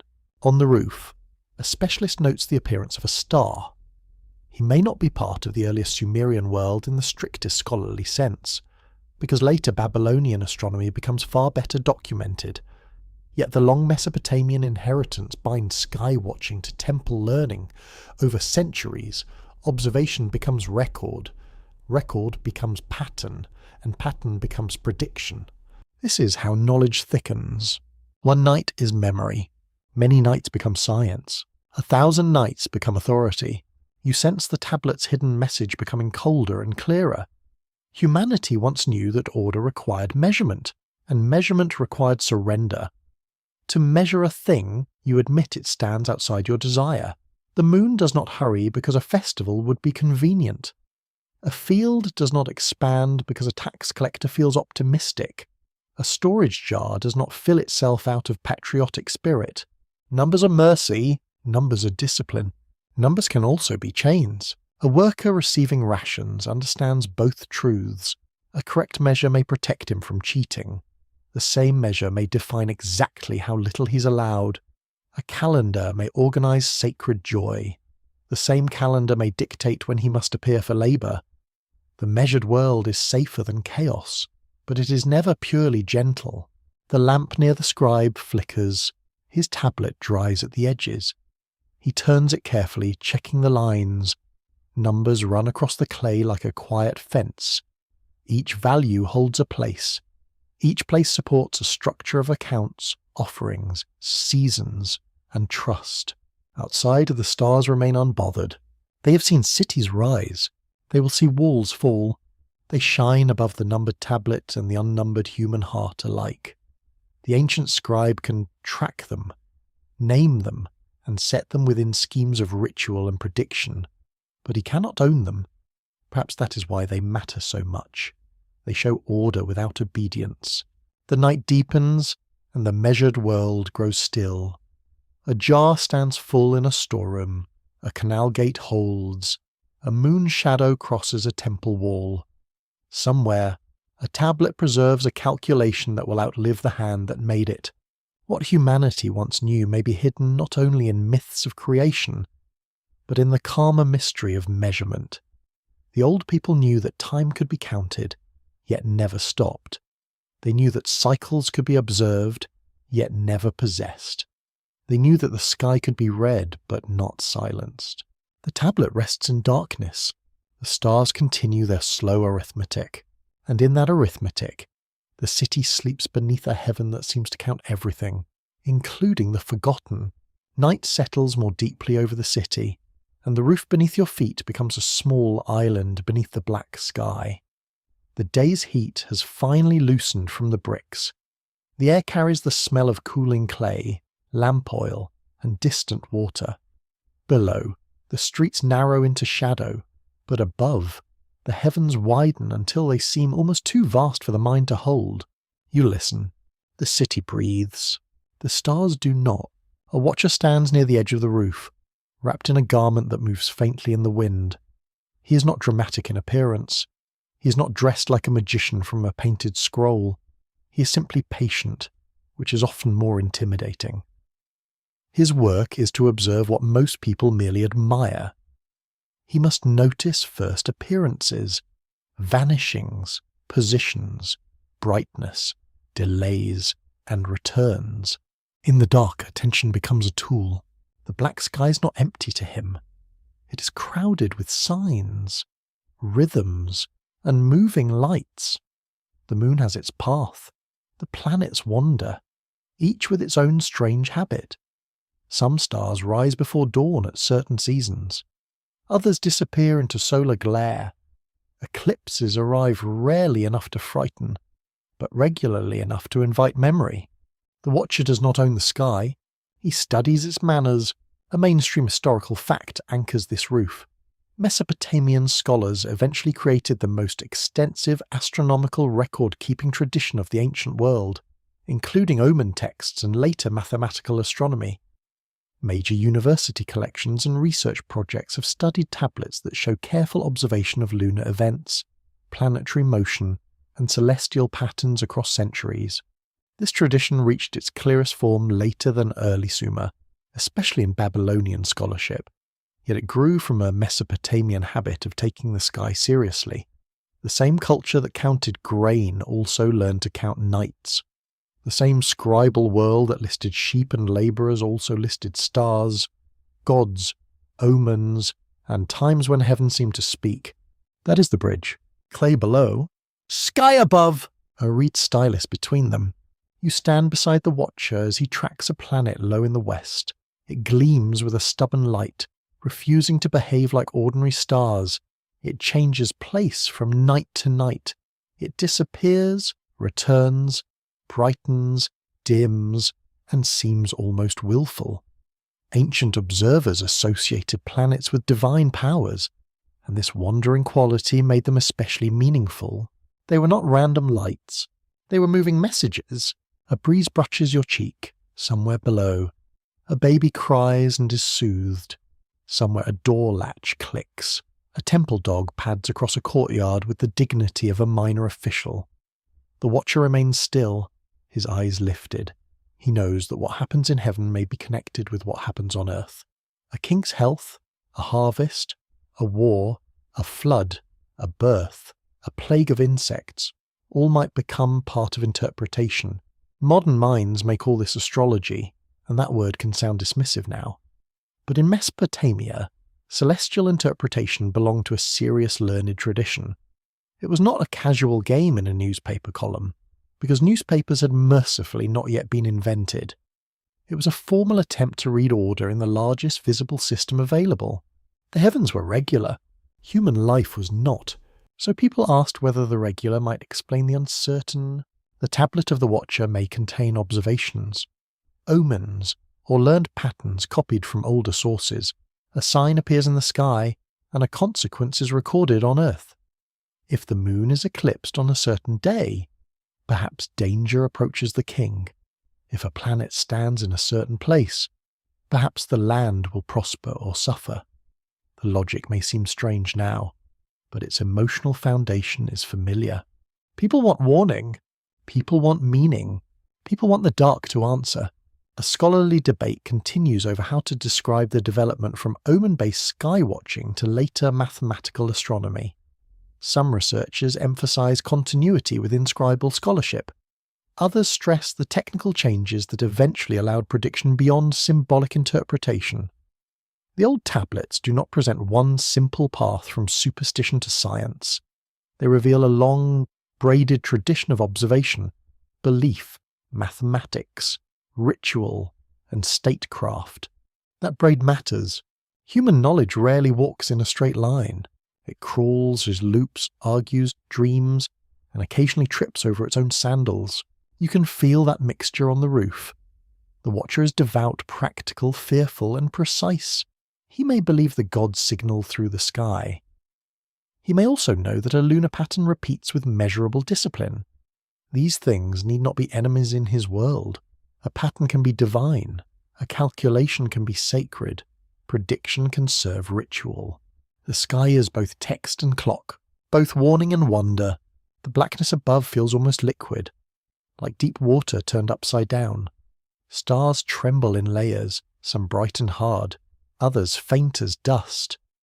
The milky brightness crosses the dark like spilled flour, though no one here calls it by that later name. To the ancient eye, it may be a road, a river, a heavenly band, a trace of something vast. You breathe slowly. The night seems older than the city. A quirky fringe tidbit often appears around Mesopotamian astronomy. Some modern seekers claim that ancient sky knowledge proves contact with advanced beings, arguing that early observers knew too much too soon. Professional historians point instead to long observation, scribal training, and generations of patient record-keeping. Still, the fringe fascination reveals a genuine awe. How did people without telescopes see so much? The answer is humbler and grander. They looked. They looked for centuries. Modern people often glance upward for a second. then returned to brighter objects held in the hand.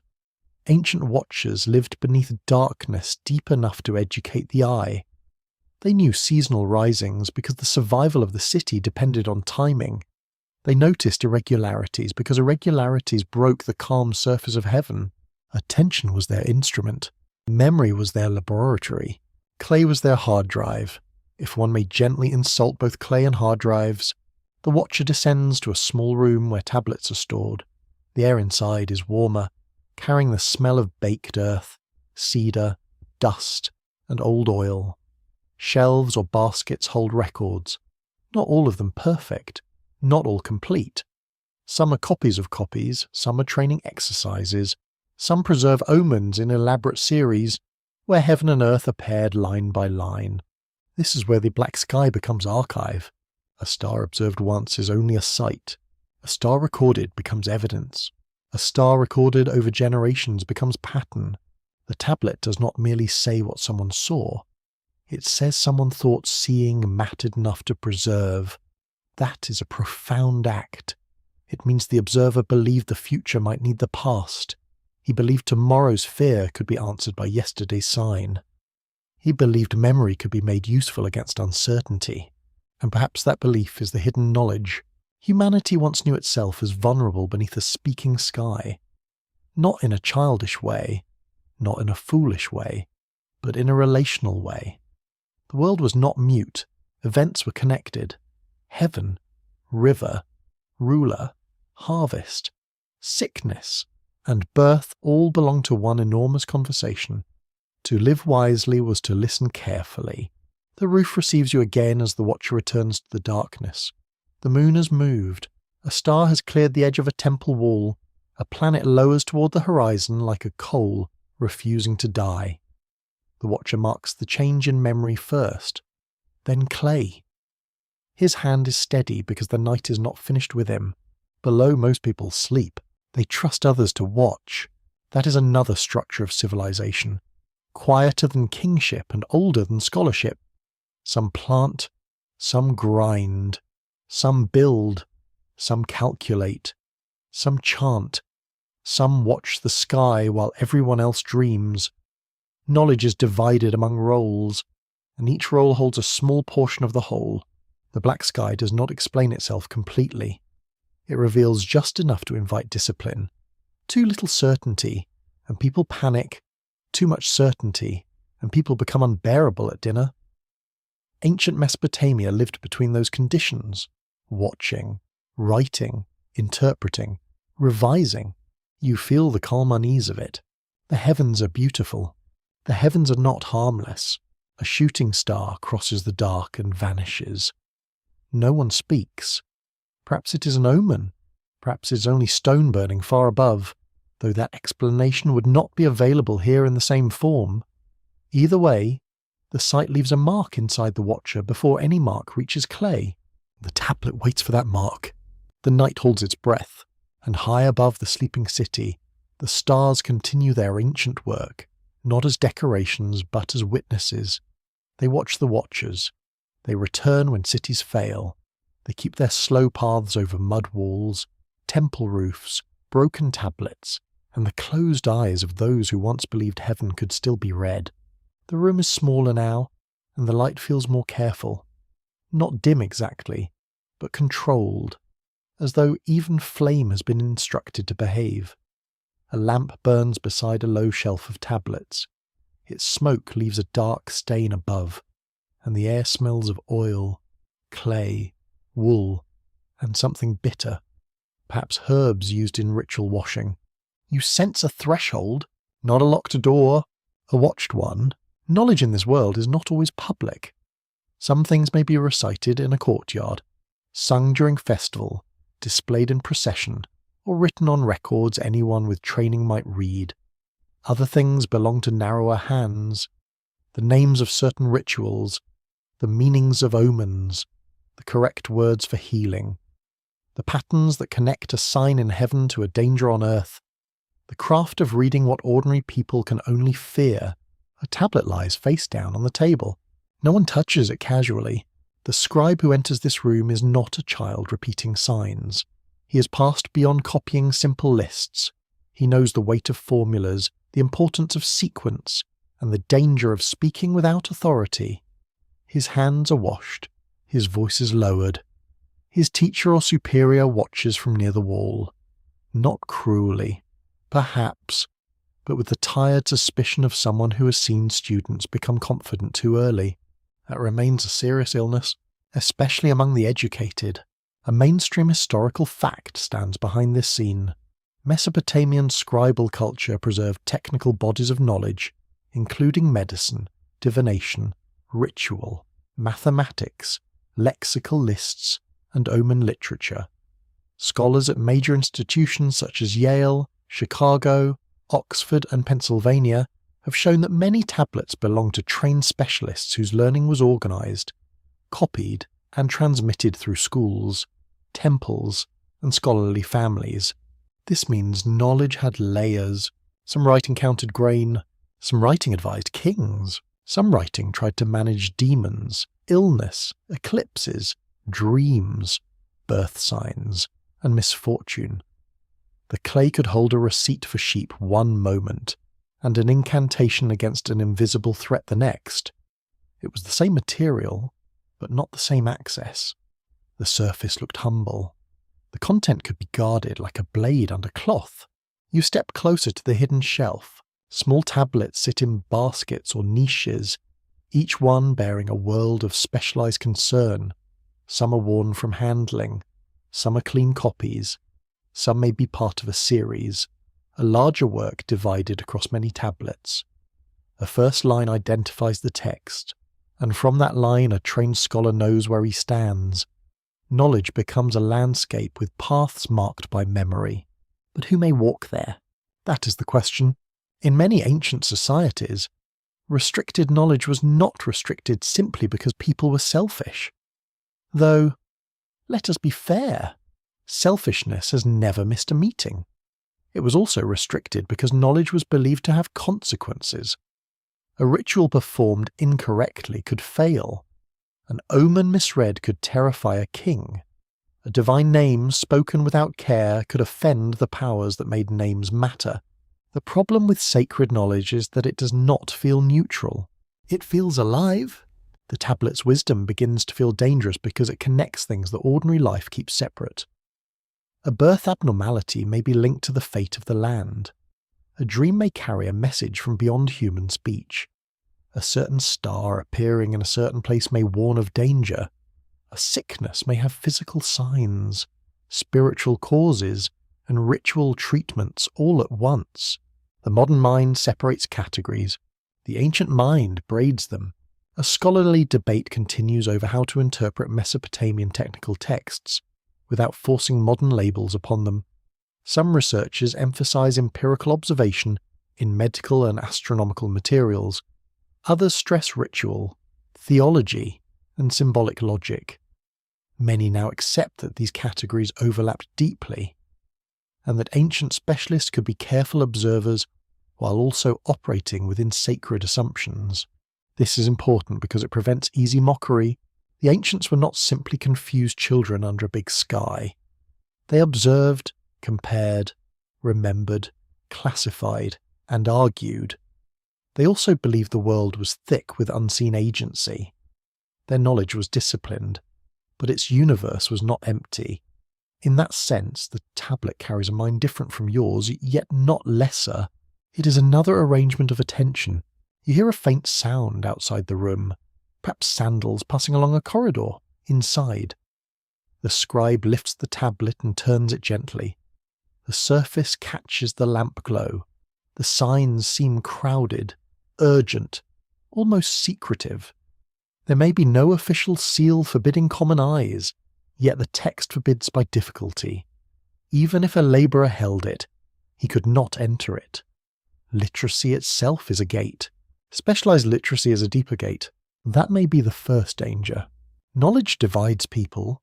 The one who reads can see patterns others cannot.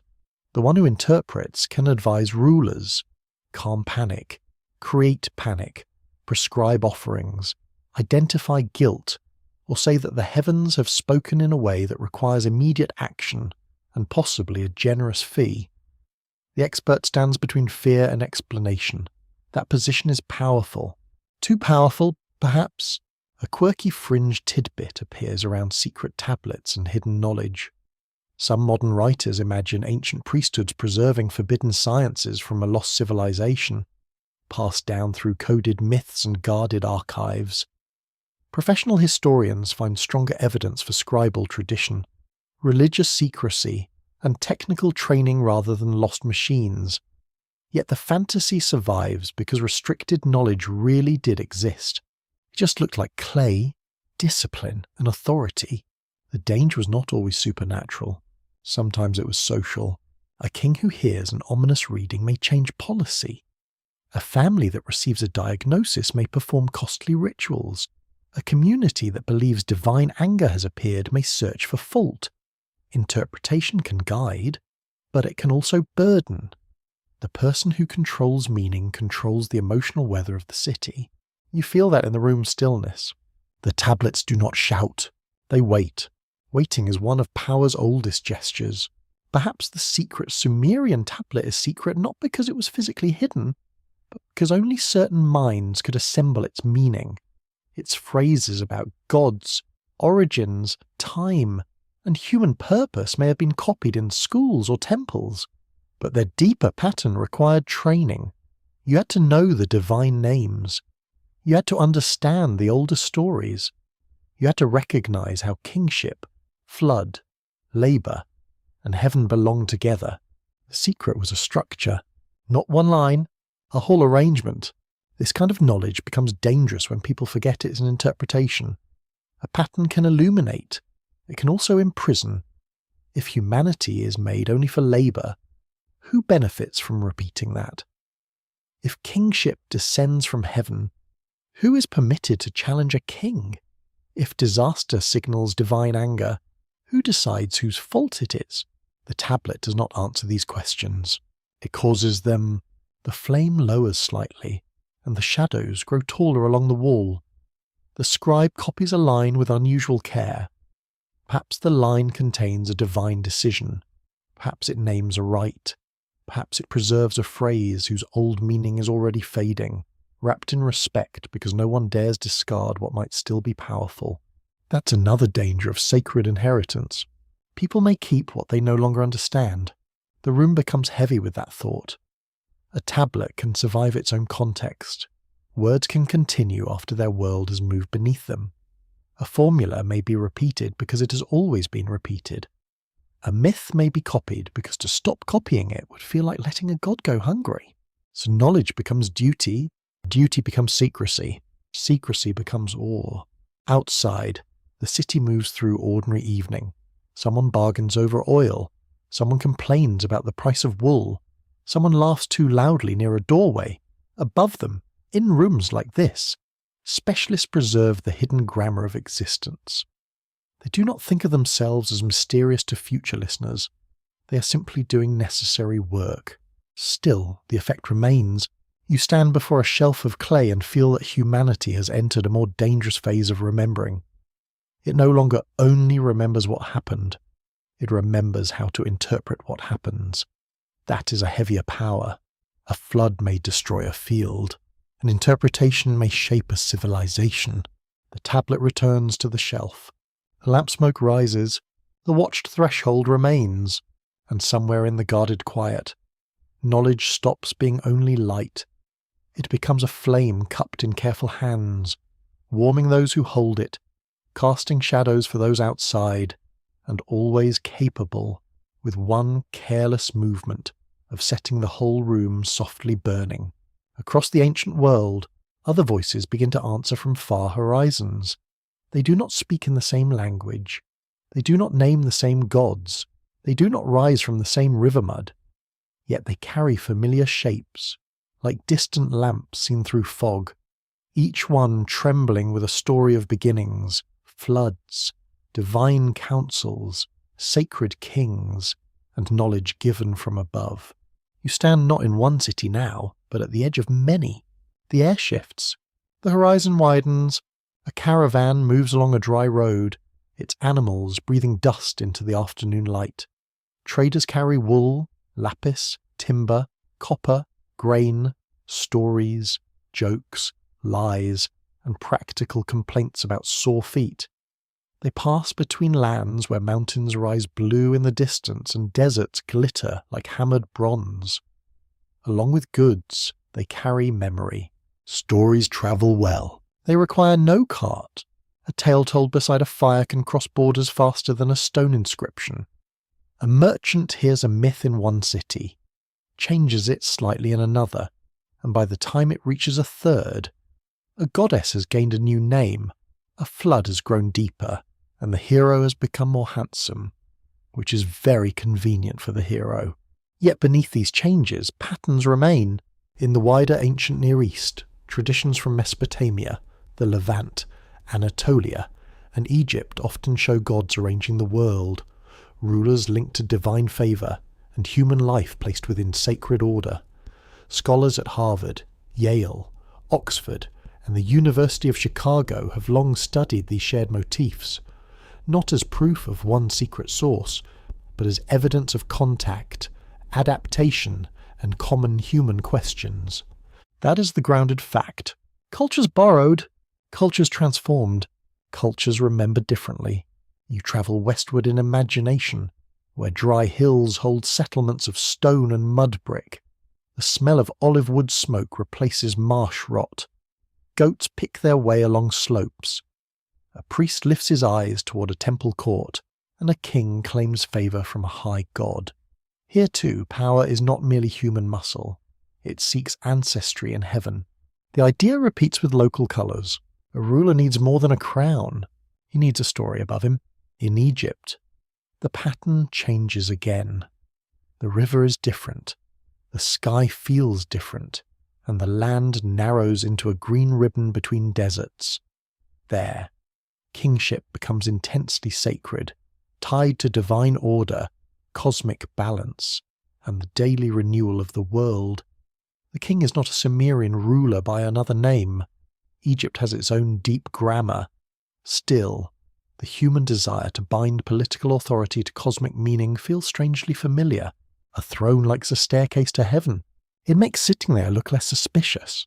You move northward, toward Anatolian highlands where storm gods stride through myths with thunder in their hands. Mountains replace marsh. Cold winds move across stone. The gods hold council, quarrel, and assign power. Farther away, in Greek traditions that would later be written down, generations of divine rulers struggle, overthrow, and reorder the cosmos. The names change, but the pattern of succession remains powerful. Before humans understand history as archive, they understand it as genealogy. First this power, then that power, then the world you know. A scholarly debate continues over how to compare myths without flattening them. Some researchers emphasize direct influence through trade, conquest, scribal exchange, and translation. Others warn that similar stories may arise independently because human communities face similar fears: flood, drought, death, birth, authority, violence, and the need to explain why suffering exists. The strongest interpretations move carefully between connection and caution. That caution matters. Not every resemblance is a hidden tunnel. Sometimes a flood story appears because people live near water that kills them. Sometimes a sky god appears because everyone can see the sky, which is admittedly hard to ignore. Still, echoes have their own kind of truth.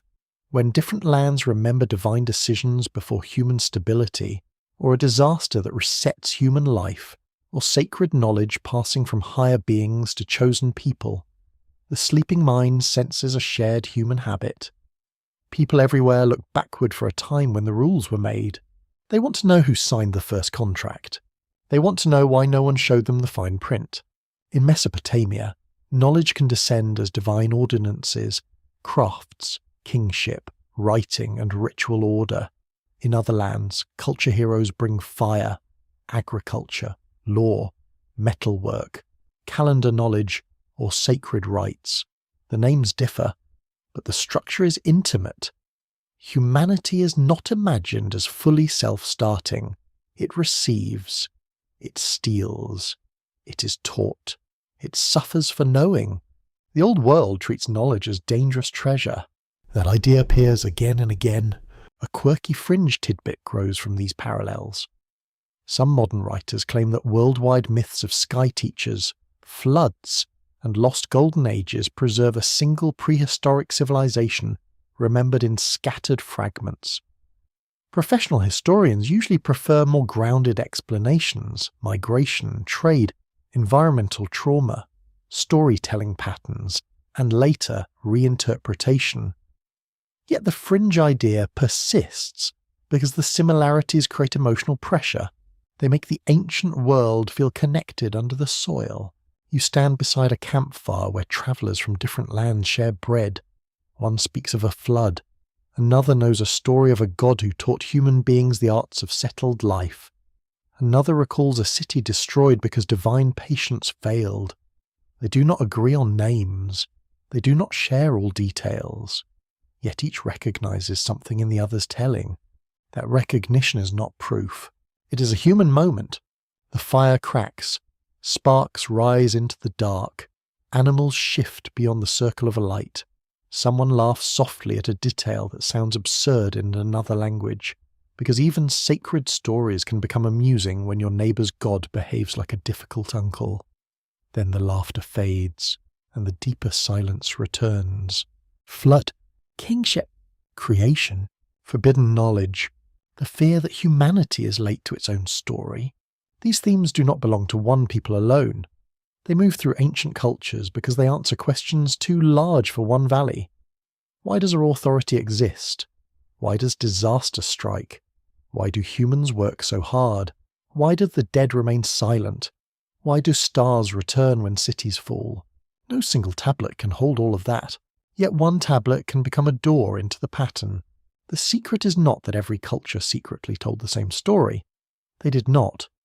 Their differences are real, sharp, and deserving of respect. Egyptian order is not Sumerian order. Hittite storm myths are not Mesopotamian creation. Later Greek divine conflict is not simply a borrowed tablet wearing a brighter tunic. Each tradition has its own soil, but humans everywhere seem to build ladders from earth to sky. They place memory on the rungs. They climb slowly in the dark. You feel the vastness of that shared effort. In one land, a scribe presses wedges into clay. In another, a priest paints signs on a tomb wall. Elsewhere, a singer repeats a long story by firelight. Farther still, an elder teaches a child the names of ancestors who stand near the beginning of things.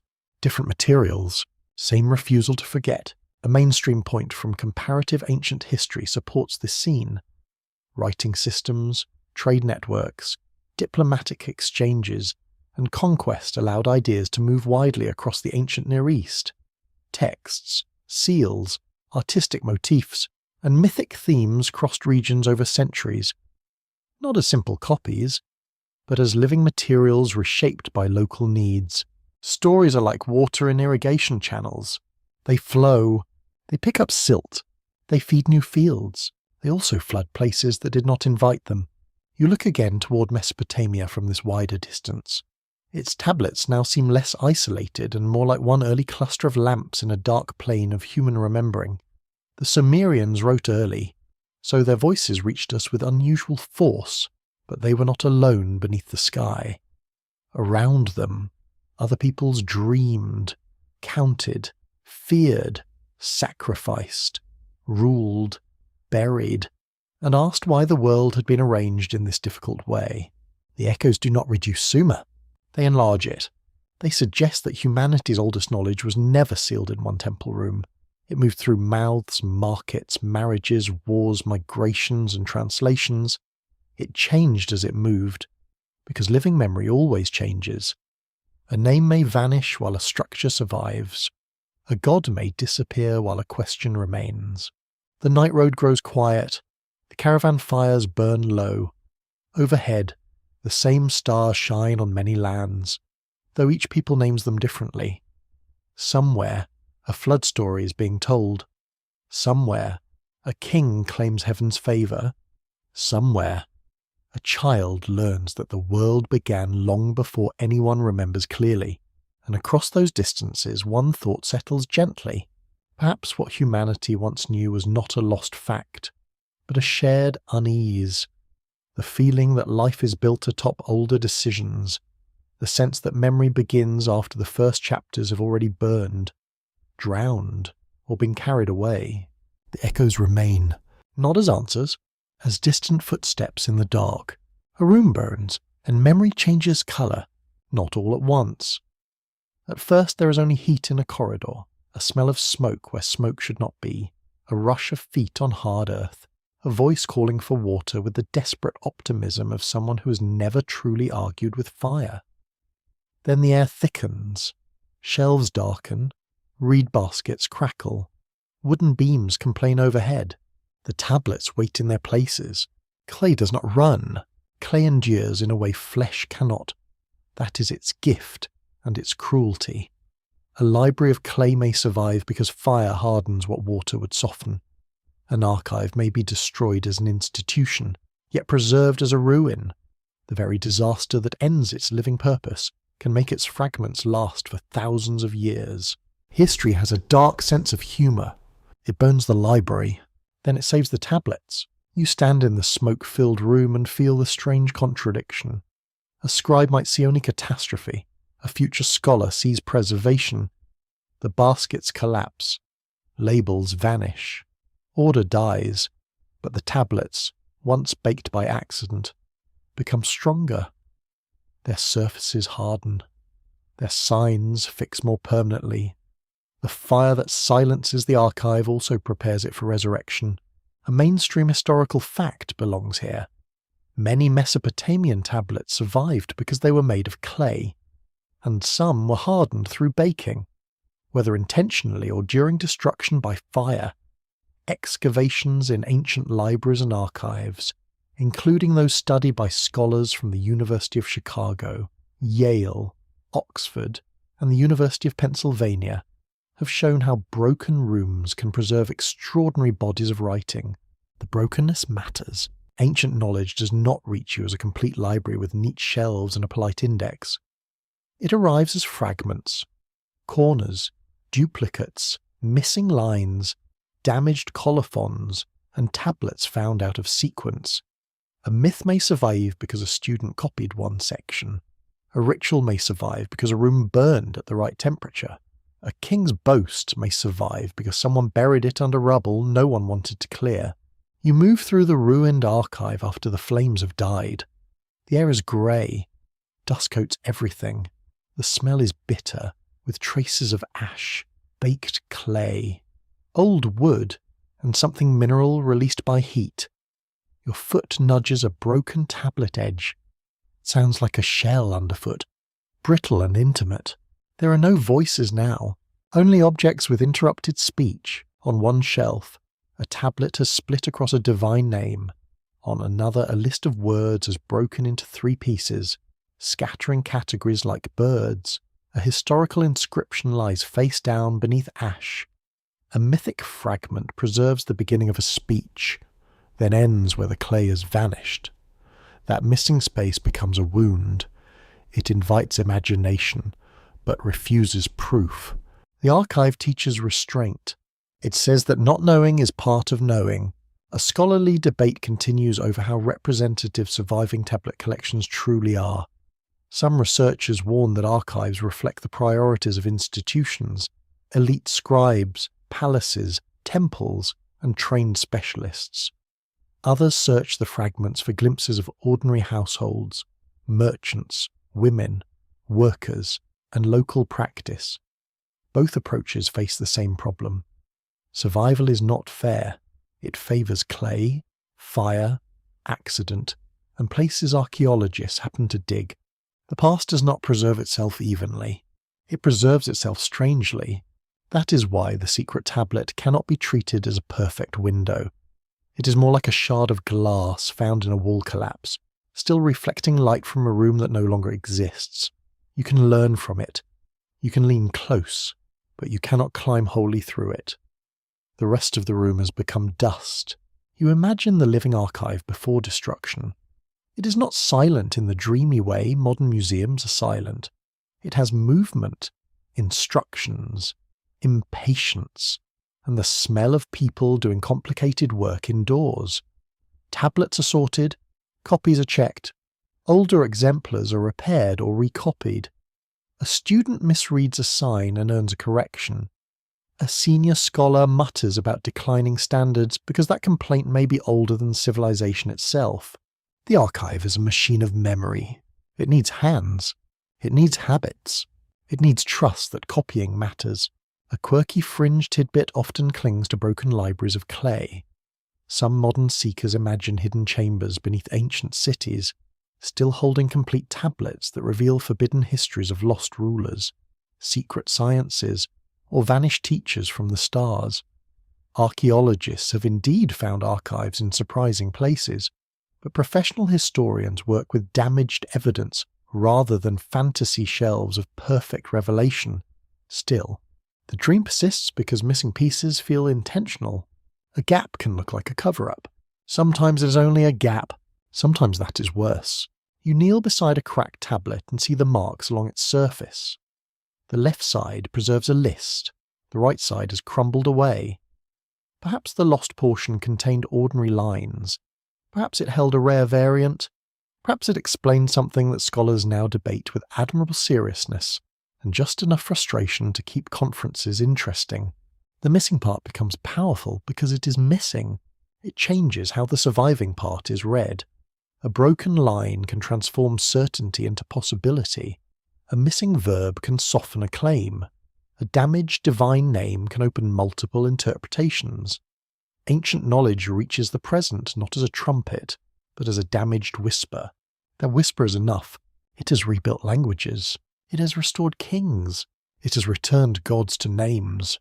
In 19th and 20th century excavations, tablets were lifted from tells, palace ruins, temple areas, private houses and schoolrooms.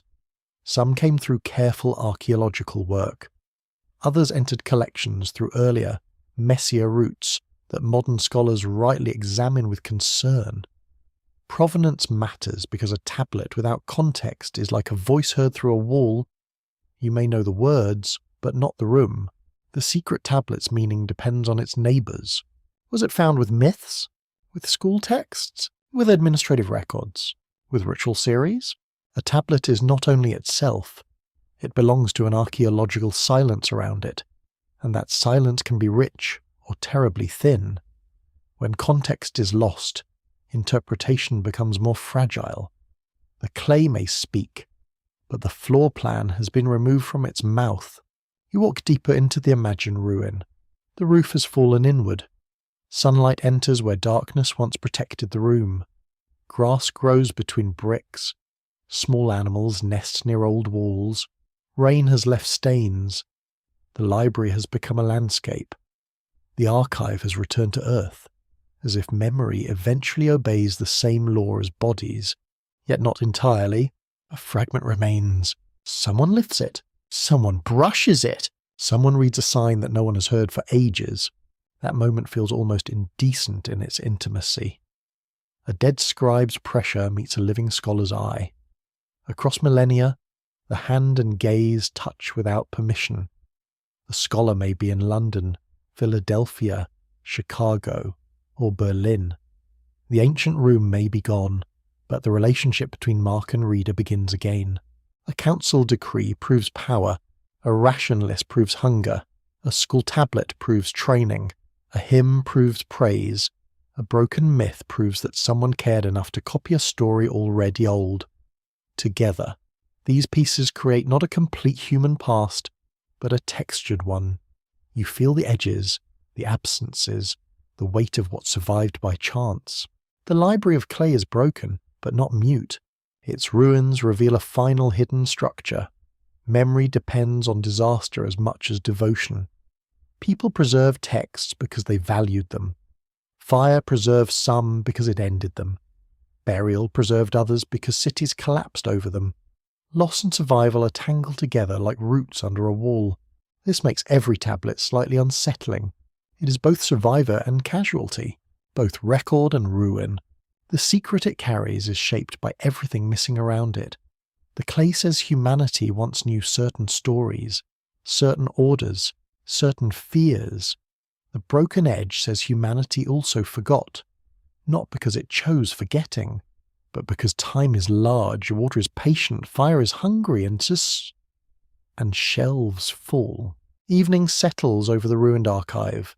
The ash has long since cooled. The sky above the broken roof turns violet. A bird lands on a mud brick and tilts its head, unimpressed by civilization. Somewhere below the dust, another tablet lies unread, face down, waiting for a hand that may never come. You breathe slowly in the quiet. The library is gone.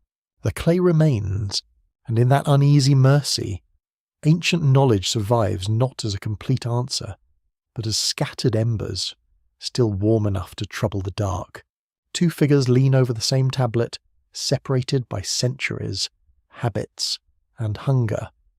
One is the scholar, careful, patient, almost suspicious of every easy answer. The other is the dreamer, wide-eyed, restless, and certain that the clay hides more than the professors allow. Between them lies the tablet, silent as a sleeping animal. The lamp is modern now. The dust is ancient. The argument is very human. You're in a reading room where the air smells of paper, old wood, pencil shavings, wool coats, and the faint mineral dryness of clay. Outside, traffic moves beyond the museum walls, impatient and bright. Inside, the tablet rests in a padded tray. It is not large. It does not look capable of attracting obsession, but appearances have always been terrible historians. The scholar adjusts a light. The dreamer leans closer. Both are searching. The scholar begins with signs. He asks what each wedge can mean, how the grammar works, which copy preserves the line most clearly, what period the tablet belongs to, and whether another fragment confirms the reading. He does not ask first what the tablet proves. He asks what it says, and even that question is slower than it sounds. A mainstream fact belongs in this quiet room. The decipherment and study of cuneiform developed through the work of many scholars, including Henry Rawlinson, Edward Hincks, Jules Oppert, and later generations of Assyriologists in institutions such as Oxford, Yale, Chicago, and the University of Pennsylvania. Their work turned unread clay into languages, histories, myths, contracts, and voices. That achievement is astonishing.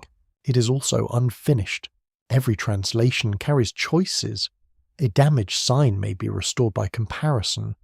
A divine name may have several associations. A phrase may sound plain in one context and sacred in another. The scholar knows this, and so he moves like someone crossing thin ice. His caution is not lack of imagination. It is imagination disciplined by evidence. The dreamer sees the same caution and feels irritation. Surely the tablet means more. Surely the impossible reigns, divine counsels, heavenly descent, creation of humans, flood ruptures, and guarded knowledge point toward a lost truth. Perhaps the gods were teachers. Perhaps the myths preserve a shattered memory of a civilization erased before ordinary history.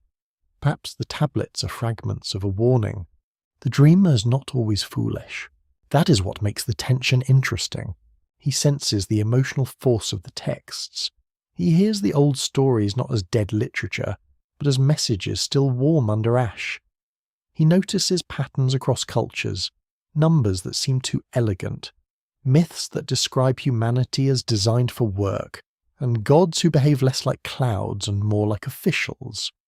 He asks questions. Professional caution sometimes leaves hanging in the air. Then, unfortunately, he may answer them too quickly. That is the danger. A scholarly debate continues over how to balance respect for ancient testimony with rigorous interpretation. Some historians argue that myths should be read within their social, religious, and literary settings. Others explore deeper comparative structures, environmental memories, and long transmission. The best scholarship does not flatten wonder, it tests it, slows it, and asks what the evidence can actually carry. The tablet does not reward impatience. It rewards return. You watch the scholar trace a line with his eyes. He compares it to a published copy, then to a photograph, then to another tablet from a related tradition. The room is silent except for a page turning. His pencil pauses. A sign previously read. One way may need another reading. A tiny wedge changes a phrase. The pass shifts by the width of a reed tip. That is drama, though not the loud kind. Academic drama wears soft shoes.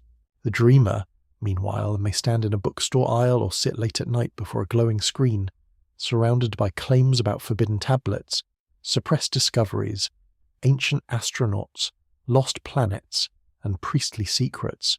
Some of these claims borrow real Sumerian names, then send them wandering far from their textual homes. They are dressed in mystery, and sometimes mystery sells better than grammar. But grammar is where the real ghosts live. A quirky fringe tidbit lingers around famous modern reinterpretations of Sumerian myth, especially claims that the Anunnaki were extraterrestrial beings who engineered humanity.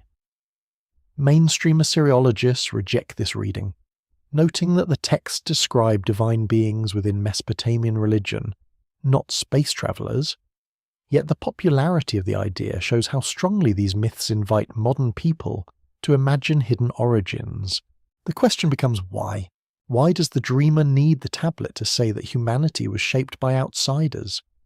Perhaps because modern life has made the ordinary miracle of human culture feel too gradual, too muddy, too dependent on accountants, farmers, potters, mothers, and tired scribes. A cosmic engineer is simpler. A lost master race is cleaner. Clay workers and temple ration lists are harder to turn into a poster. Yet the ordinary truth is deeper. Human beings built cities while fearing gods. They invented writing while managing sheep. They watched the stars while arguing over barley. They made myths large enough to hold exhaustion. That is not a small achievement. It is almost unbearably grand. The scholar knows this, though he may say it in a drier tone than a bedtime narrator would prefer. He sees that the tablet's power lies not in confirming modern fantasies, but in revealing an ancient mind organizing the universe through divine hierarchy, labor, memory, kingship, water, and time. The dreamer contributes something too. He refuses to let the tablet become only a database entry. He insists that wonder matters, that ancient people were not merely inventory machines in sandals, that their text can still disturb the modern heart. His error is often not wonder itself, but the impatience to convert wonder into certainty. Perhaps both figures need each other. The scholar needs the dreamer's awe. The dreamer needs the scholar's breaks. Together they reveal the strange double life of the tablet. It is an artifact, measurable and datable, made of clay, shaped by a hand, belonging to a language, a genre, a historical setting. It is also a vessel of human longing, drawing people toward questions that exceed the surviving lines. It lives in museums, classrooms, footnotes, video essays, and midnight speculation. This is how ancient things survived twice. First as objects, then as arguments. You stand between the two readers and look down at the clay. One sees a text in need of philology. The other sees a door in need of opening. The tablet permits both approaches, but trusts neither completely. It keeps its silence where the signs are broken. It allows translation, but not possession. The scholar may say, carefully, that the evidence supports a religious interpretation rooted in Mesopotamian culture. The dreamer may answer that myths can preserve memories beneath their symbols. The scholar may ask for proof. The dreamer may point to echoes, patterns, and the deep unease of the human story. The debate does not end. It should not end too easily. Ancient history becomes most alive when certainty softens into disciplined possibility, not wild belief, not cold dismissal, but a patient middle place where the tablet is allowed to be old, strange, human, sacred, political, poetic, and incomplete all at once. The reading room grows darker outside the windows. The tablet is placed back into its support. The scholar writes a note, perhaps only a cautious line that will later become a paragraph. The dreamer leaves with questions still burning, perhaps too brightly, perhaps just bright enough. The clay remains.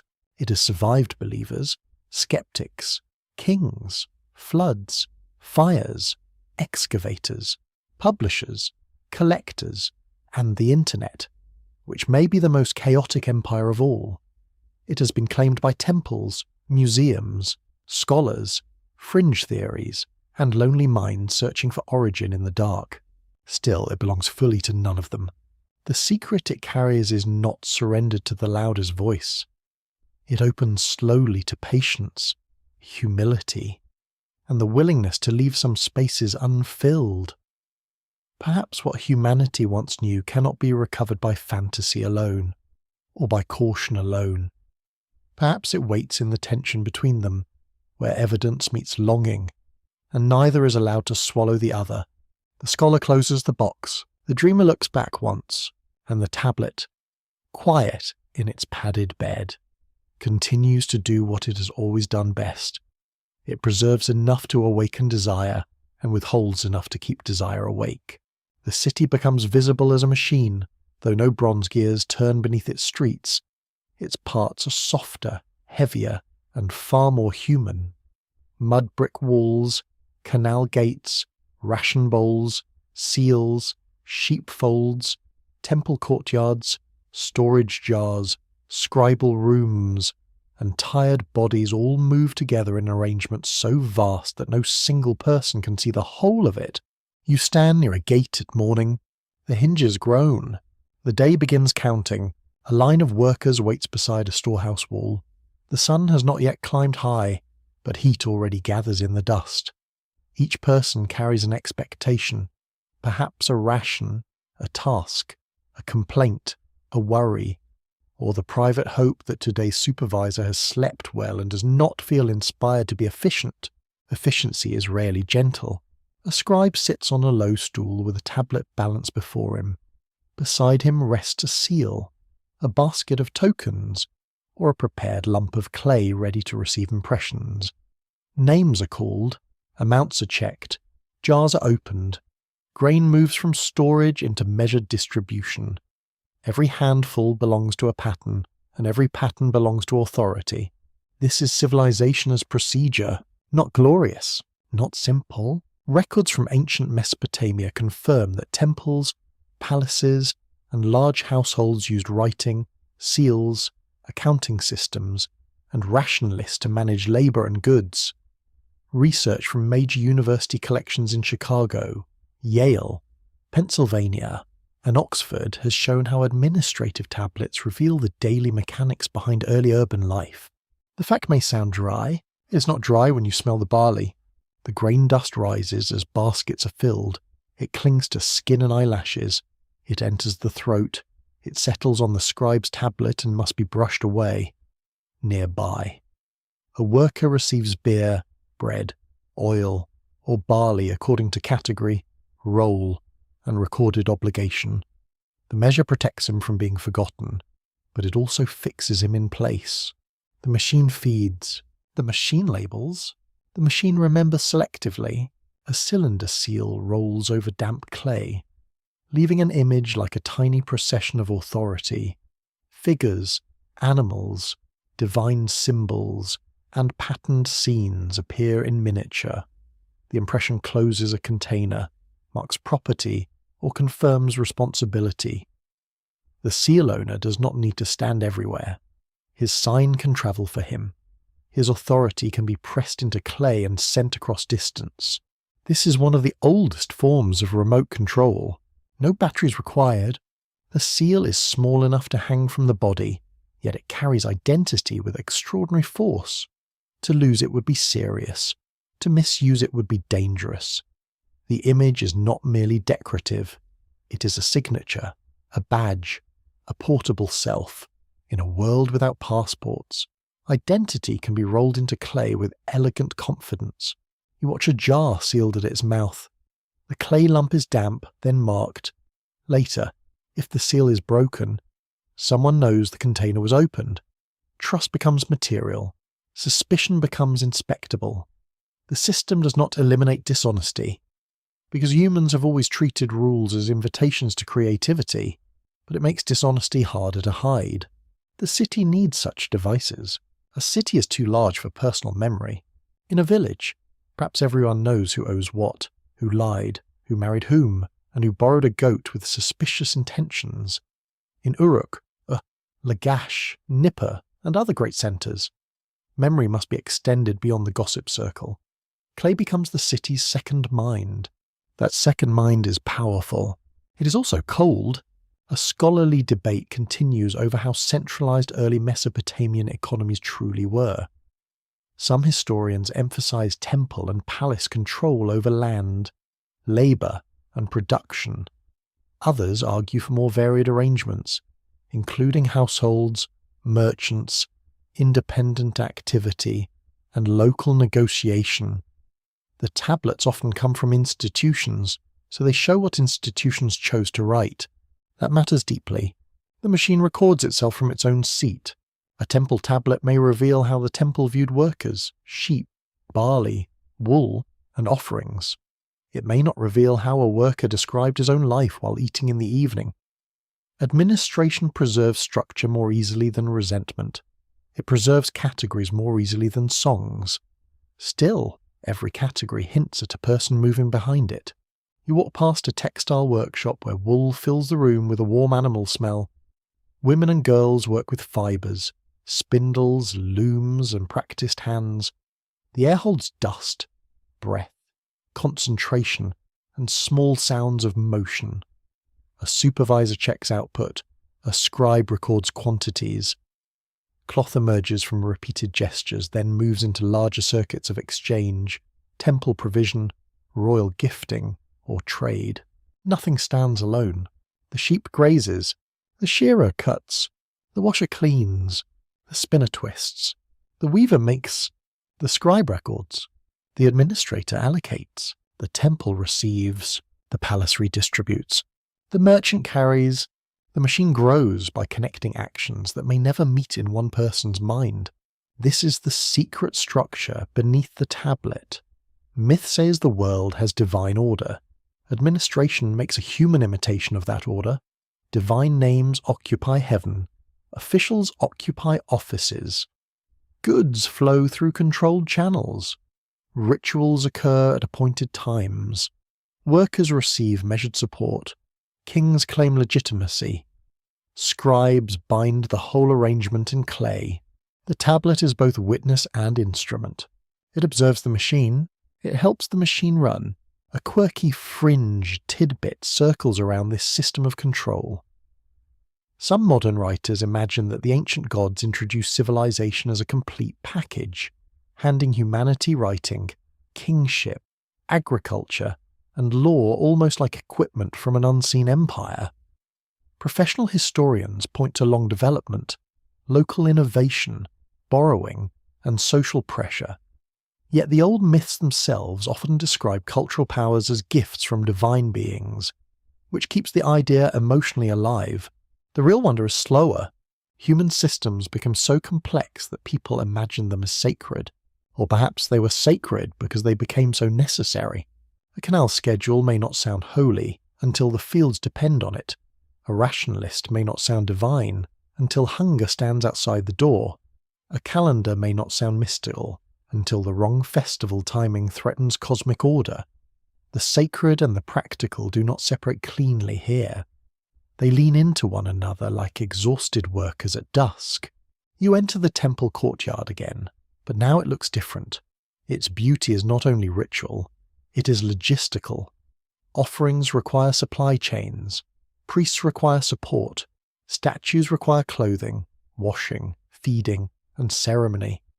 Festivals require planning, labour, materials, music, food, security, and the ancient equivalent of someone asking where the extra jars went. Sacred grandeur has a storeroom, probably several.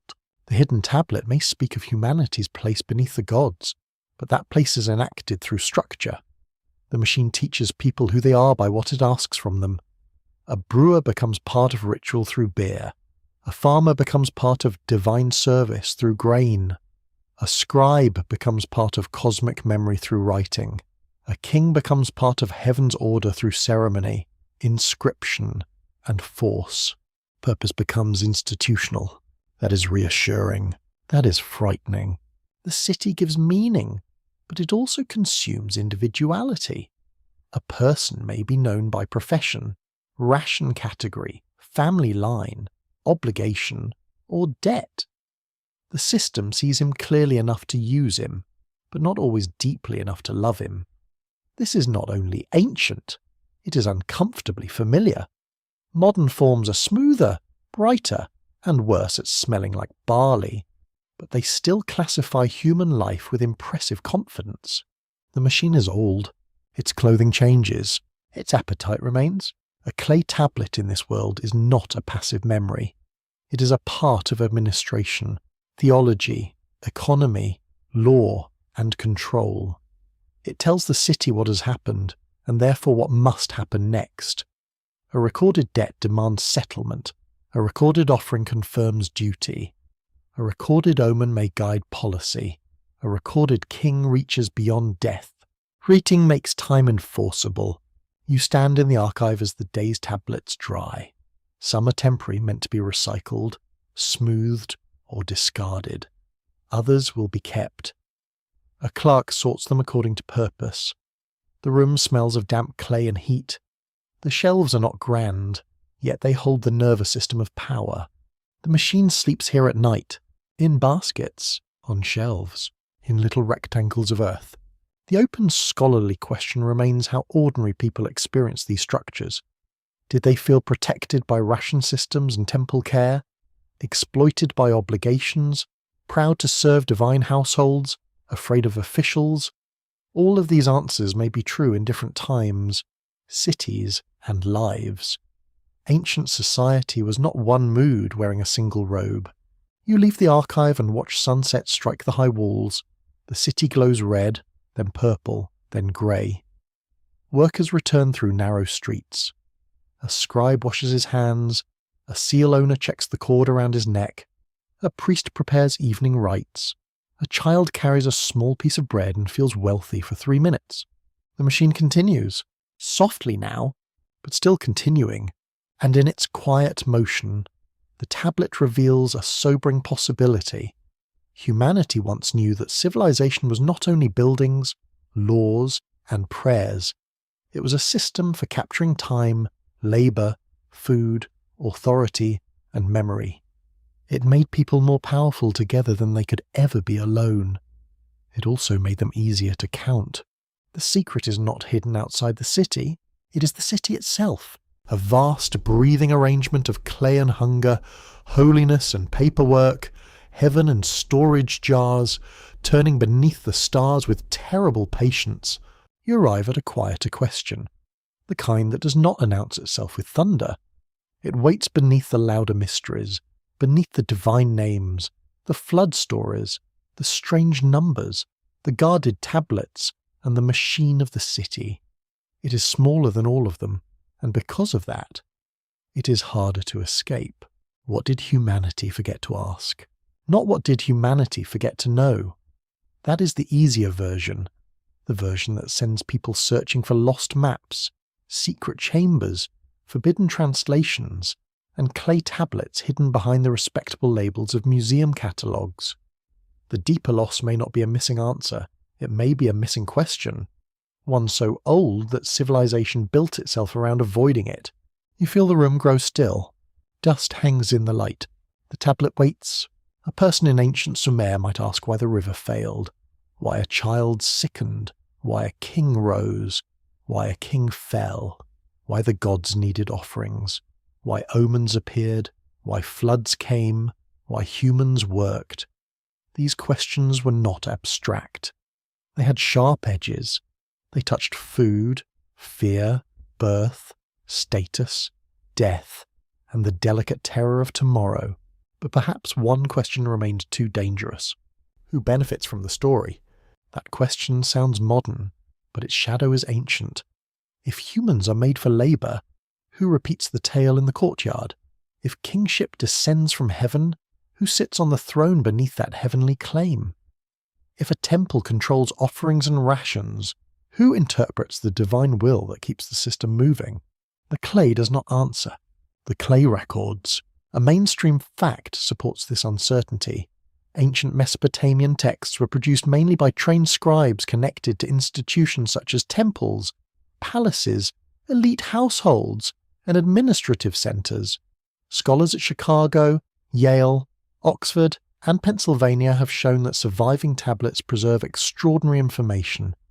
Yet most were not written by the poorest workers whose labour filled the records. So the past speaks clearly, but not equally. That matters. You can read about rations for workers, but rarely their private thoughts. You can read a king's inscription boasting of temples and victories, but not the muttered opinion of the person carrying bricks.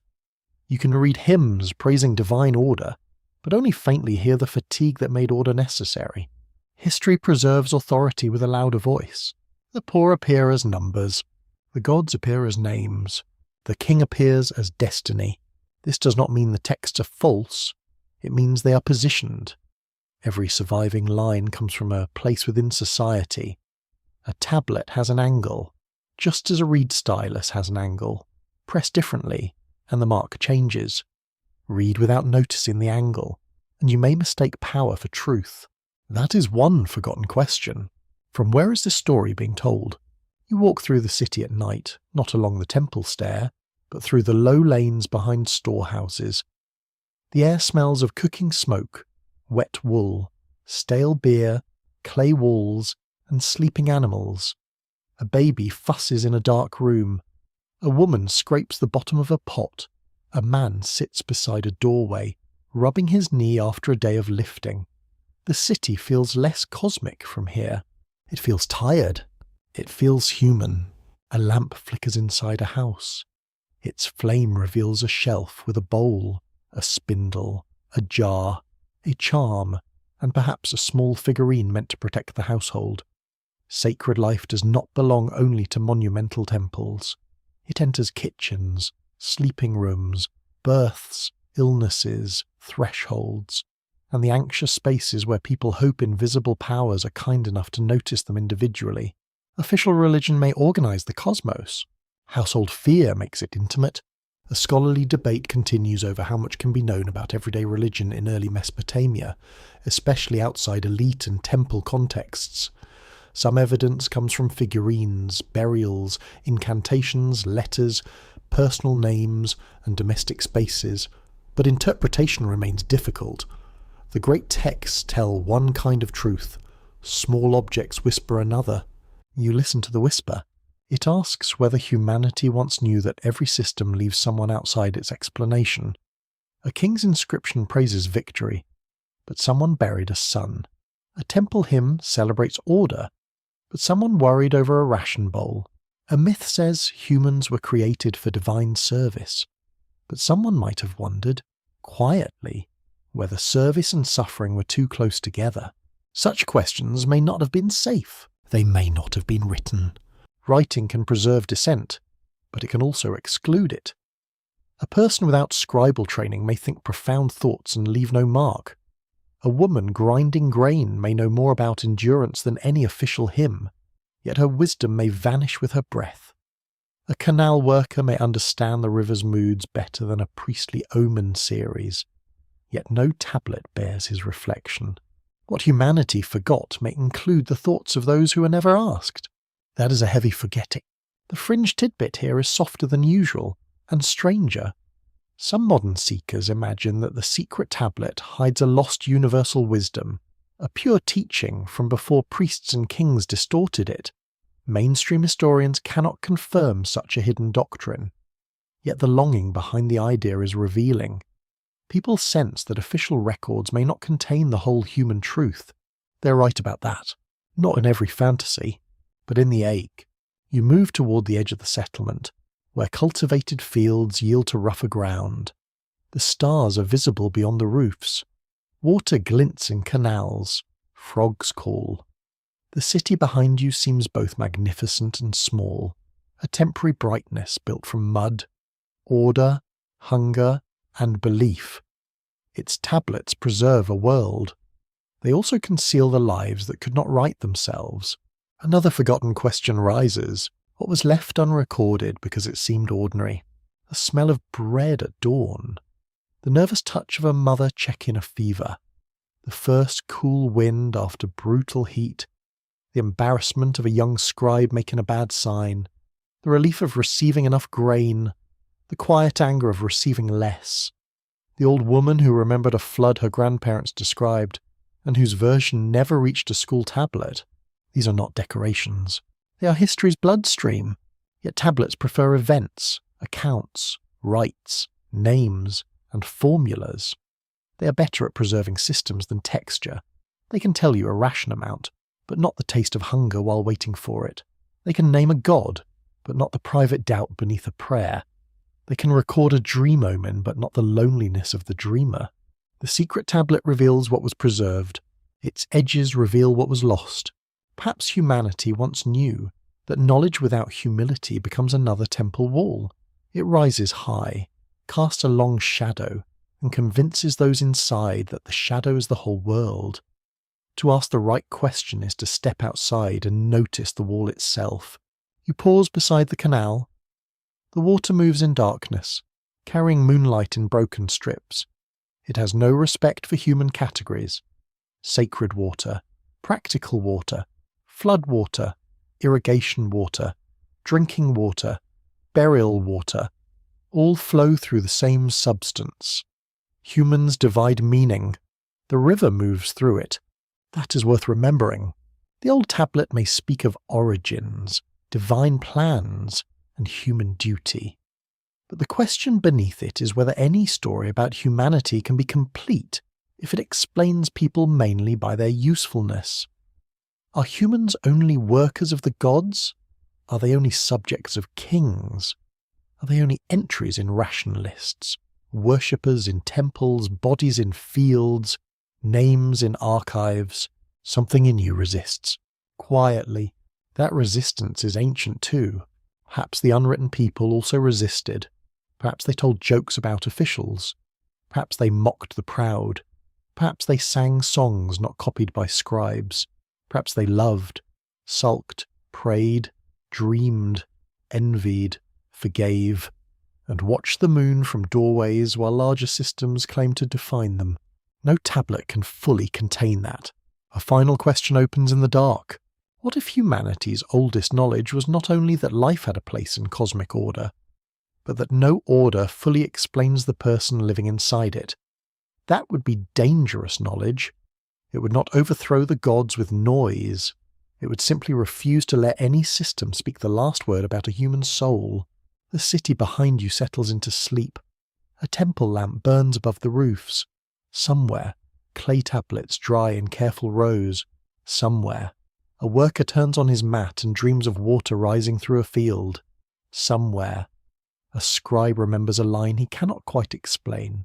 You listen to the unanswered questions. They do not break the story. They deepen it. What humanity forgot to ask may be waiting inside the silence between written lines. Who speaks? Who is missing? Who benefits? Who suffers? What ordinary truth was too humble to write down?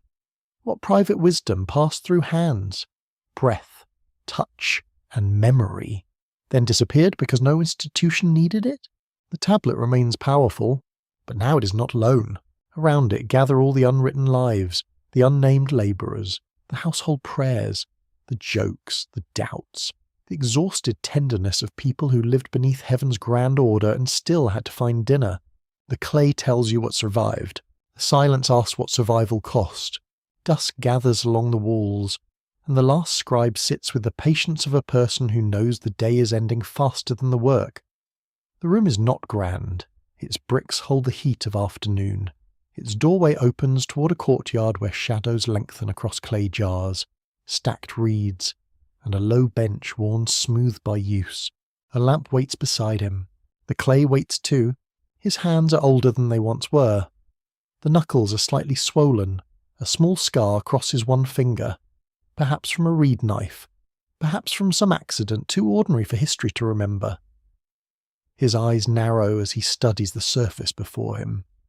The light is good now, but it will not remain good for long. He is copying a text. That act sounds simple, but it is a fragile bridge across time. He does not compose freely. He receives, checks, repeats, restores, and preserves. Somewhere beside him lies an older tablet, perhaps damaged, perhaps already a copy of another copy. Its signs have become shallow in places. A corner is missing. A line must be guessed from memory or from another exemplar stored in the school. This is not invention, it is rescue. A mainstream fact belongs in this quiet labour. Mesopotamian scribes copied older texts for centuries, preserving Sumerian compositions long after Sumerian was no longer spoken as an everyday language. Scholars at Oxford, Yale, Chicago, and Pennsylvania have shown through school tablets, lexical lists, hymns, and literary manuscripts that scribal education kept ancient traditions alive through repetition. The scribe may know this language as learned heritage, not as his mother's voice. That detail changes the room. He is not only writing, he is reaching into a sacred past through grammar. The words may feel formal, old, and slightly distant, the way ritual language often does. They carry authority partly because they are not ordinary speech. They sound like something inherited from elders whose elders had already become dust. The scribe dips his reed. The sign takes shape. Outside, a goat complains near the courtyard gate with unnecessary confidence. A child laughs, then is hushed. Someone pours water from a jar, and the stream splashes into a basin. The city is ending its day in small domestic sounds, while inside the room, an ancient story tries to survive another evening. You notice his care. He checks the sign for a divine name. He leaves proper spacing. He turns the tablet slightly as the wet clay softens under pressure. He knows that a cramped line can confuse a reader. He knows that a wrong sign may dishonour the tradition, or worse, earn a correction from someone who enjoys correcting. Some terrors are eternal, especially among the educated. The text he copies may concern gods, kingship, flood, creation, or the proper ordering of life. It may not seem secret to him in the dramatic sense.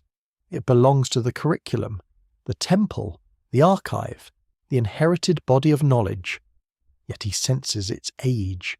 He senses that the words stand behind ordinary time, looking out from a place where human beginnings were once explained. He is not writing for you. That is what makes it intimate. He does not imagine glass cases, catalogues, university seminars, or a person lying in a dark room thousands of years away, listening as his tired hand moves through the air of memory. He writes for his own world, perhaps for a teacher, a temple, a library, a patron, a god, or the dignity of correct transmission. Still, his work reaches you. A scholarly debate continues over how much scribes altered inherited compositions as they copied them. Some researchers emphasize conservatism, pointing to careful transmission of traditional lines. Others note variation, adaptation, local change, and the living nature of manuscript culture. A copy is never only mechanical. Even fidelity has human fingerprints. The last scribe may preserve. He may also reshape. A damaged line presents a choice. He may restore what he thinks belongs there. He may leave a gap. He may follow another version. He may quietly regularize an awkward spelling. He may not think of this as change. He may think of it as respect. Many changes in history have entered wearing that modest robe. The clay receives his decision. So does the future. A quirky fringe tidbit grows from the idea of the final copyist.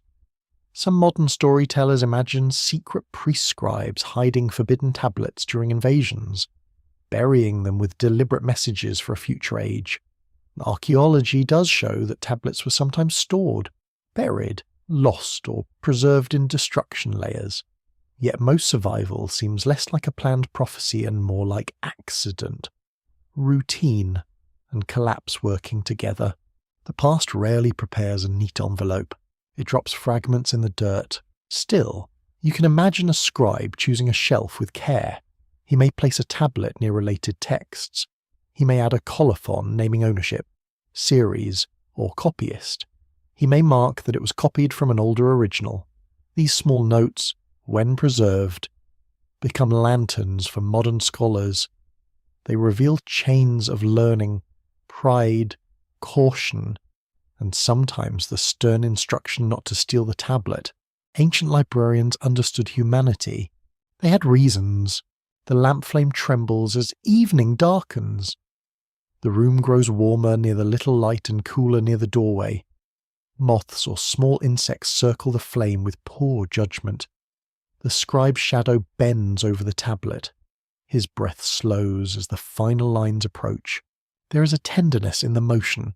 He presses a wedge, lifts the reed, presses again. Each sign is a small agreement with the dead. He agrees that their words are not finished. He agrees that their names still deserve shape. He agrees that the world is larger than one generation, that knowledge belongs to a chain rather than a single hand. He may not say any of this aloud. He may simply finish the line and rub his wrist. That is enough. The text becomes less mysterious when seen this way, and somehow more moving. The secret tablet is not only a vessel of hidden knowledge, it is also evidence of devotion to continuity. People feared forgetting. They knew words could vanish. They knew schools could decline, cities could fall, rulers could fail, and languages could become formal relics carried by specialists. So they copied, again and again, not perfectly, but faithfully enough. You look at the scribe's face in the fading light. He is not a prophet. He is not a guardian of a thunderous revelation. He is a trained worker of memory, one person among many who kept the fragile river of tradition flowing through clay. His authority lies not in spectacle, but in endurance. Perhaps that is more powerful. A spectacular secret can be exposed once. A copied tradition survives by refusing to end. Outside, the sky turns violet, then deep blue. The first star appears above a wall. Someone closes a wooden door, and the latch gives a tired little sound. The city settles into the hour when lamps replace sunlight and the past feels closer than it should. The scribe finishes. The tablet is left to dry. Its surface glistens faintly before dulling into firmness. The wet signs harden, and the living moment withdraws from them. Soon they will no longer be action. They will be artifact. The hand moves away. The clay remains in the world, carrying the pressure of that hand like a sealed breath. He may place it on a shelf. He may never touch it again. Years may pass. A room may collapse. Fire may come. Water may seep. A later king may order texts gathered. A thief may ignore it because clay has never looked wealthy to the impatient. A scholar may one day lift it from earth and brush away the dust. The last scribe cannot know. He only knows the line is complete. The mystery deepens because the person preserving it may not fully own its meaning. He stands between older voices and unknown readers, not as master, but as passage. Through him, humanity remembers itself incompletely, carefully, and without understanding how long the memory must sleep.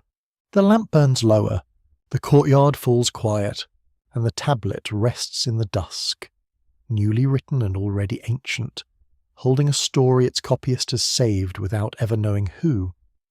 In the far darkness of time, would lean close and listen. You return to the clay as one returns to a dream that refuses to fade. The tablet lies beneath a gentle museum light, separated from the hand that made it, the room that held it, and the city that once believed its words belonged to the order of the world. It is small enough to be overlooked. It is old enough to make the modern room feel temporary. Glass surrounds it. Silence protects it. Your reflection hovers above it like a ghost. The tablet does not move, yet it has travelled farther than any caravan.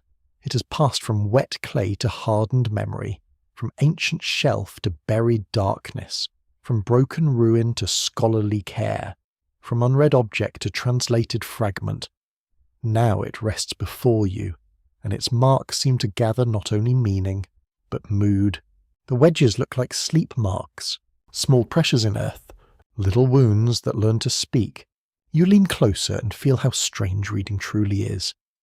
A sign made by a vanished hand enters the eye, becomes sound in the mind, then thought, then image. Clay turns into river, temple, king, flood, garden, star, worker, god, and question. Nothing visible changes in the tablet. Everything changes in you. That is the hidden power of writing. It wakes inward worlds. A mainstream fact steadies this moment. Cuneiform tablets have allowed modern scholars to reconstruct major parts of Mesopotamian language, literature, economy, law, religion, and science from primary sources. Research at institutions such as the University of Chicago, Yale, Oxford, and the University of Pennsylvania continues to refine readings as new fragments, digital images, and comparative studies become available. The work is still alive. Ancient history is not finished. That thought is comforting in a quiet way. The tablet is not a dead answer locked behind glass. It remains a participant in human inquiry. A new join may connect two fragments.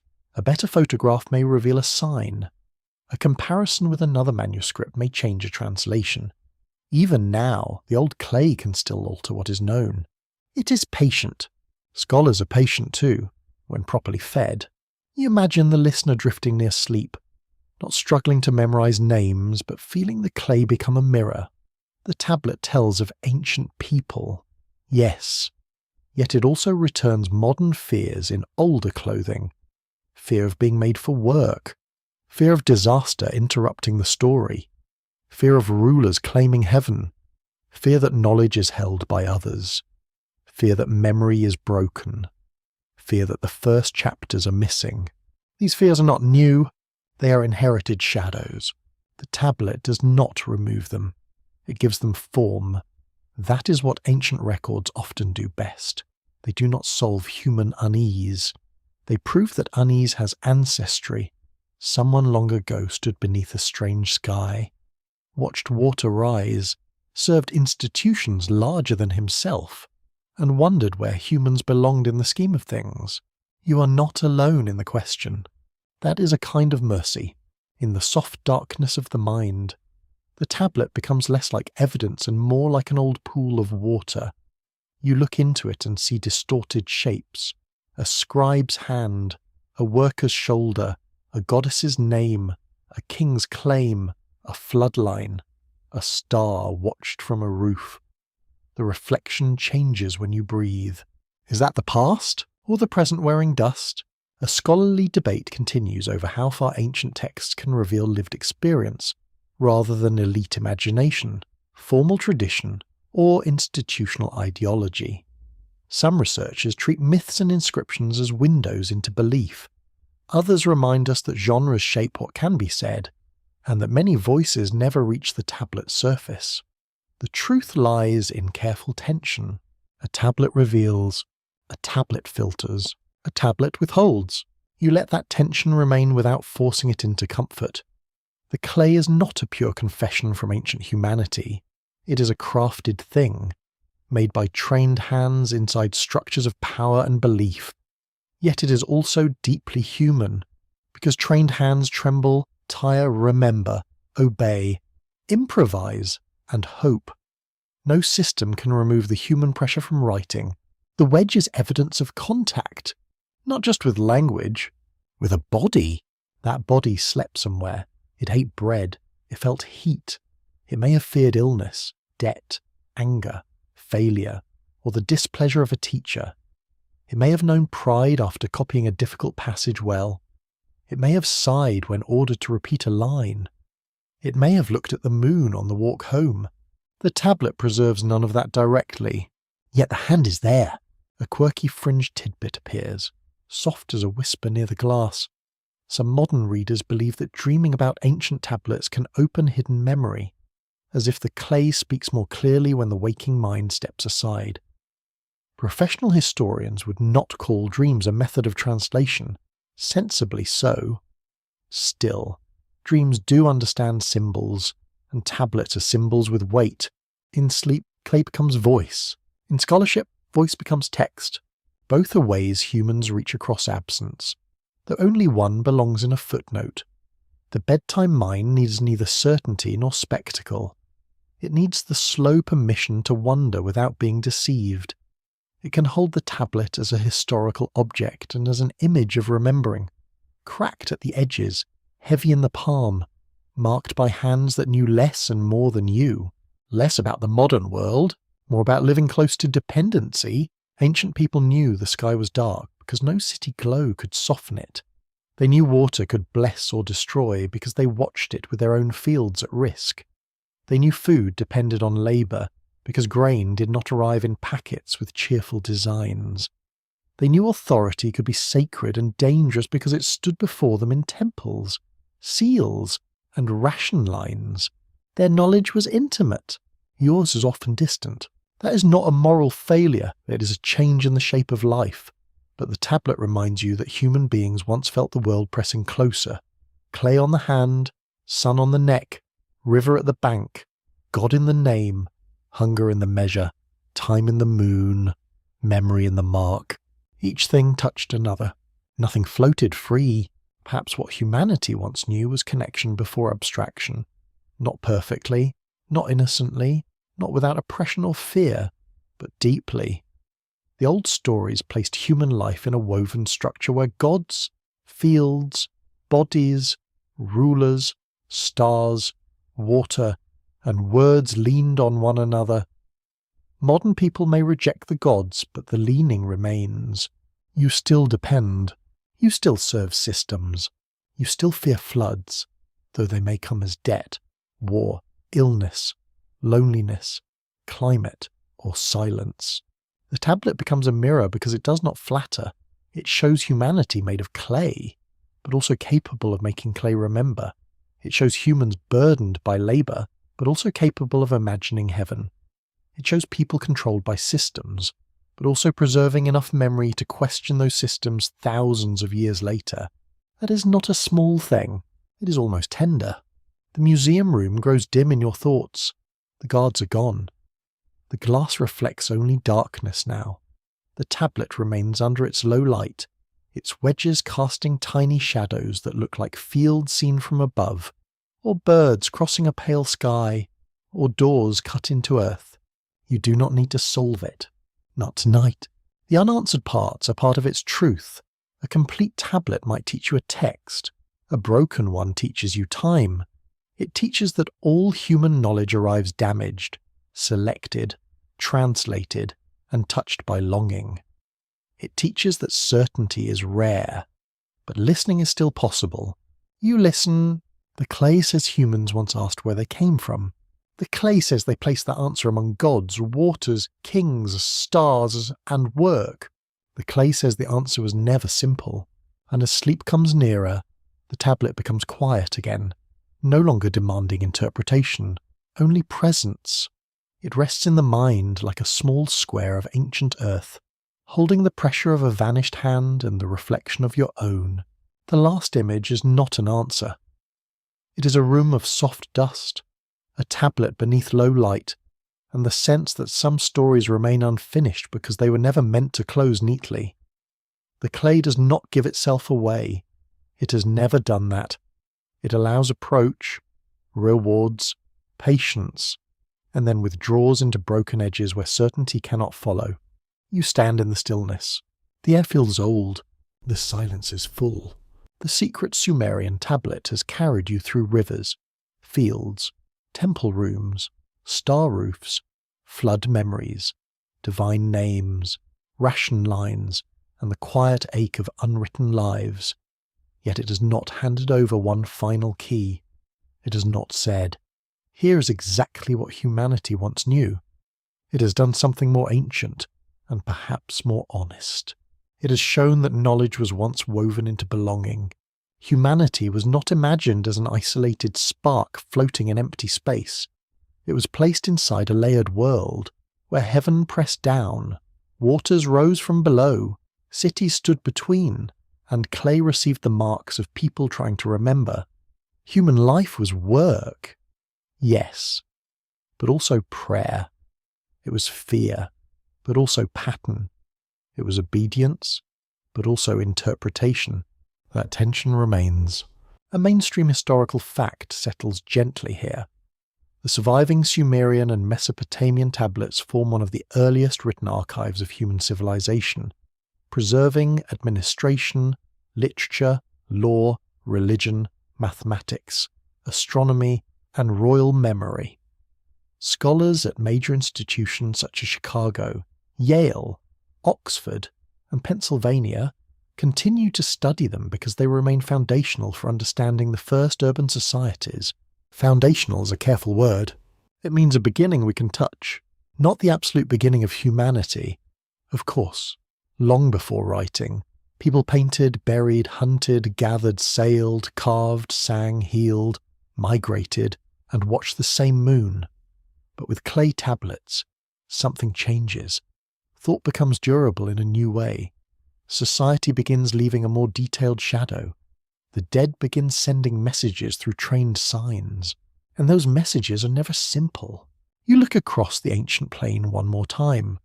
The late sun glows on irrigation water.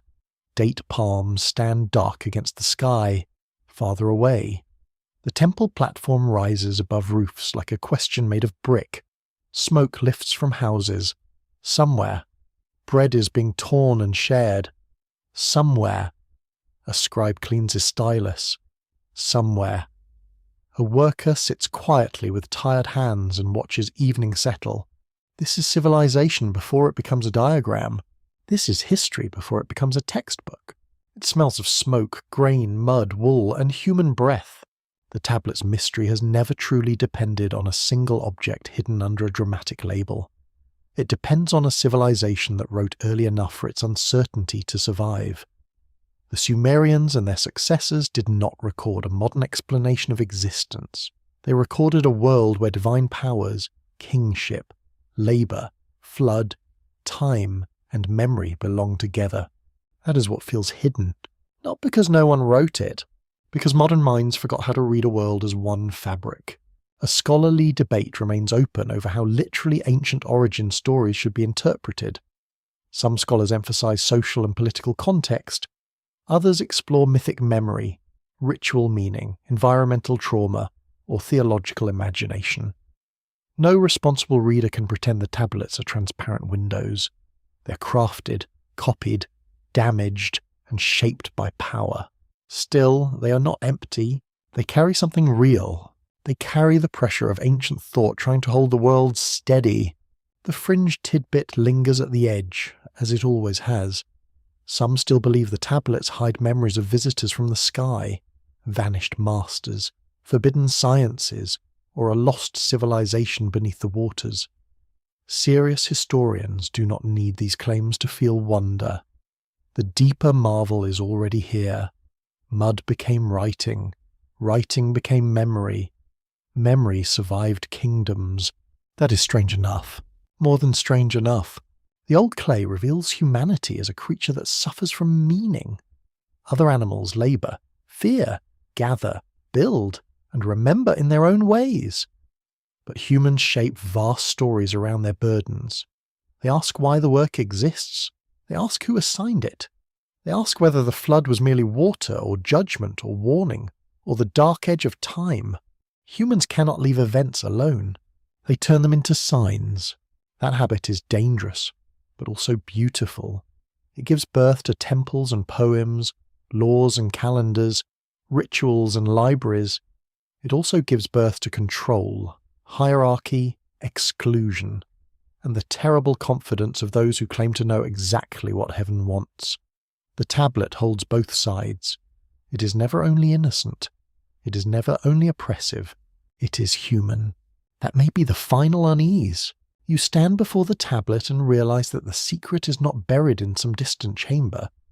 It is visible in the whole ancient arrangement. Humans once knew, or believed they knew, that their lives were placed within obligations older than themselves. They knew that memory could be broken by water, hardened by fire, guarded by specialists, reshaped by scribes, and revived by strangers.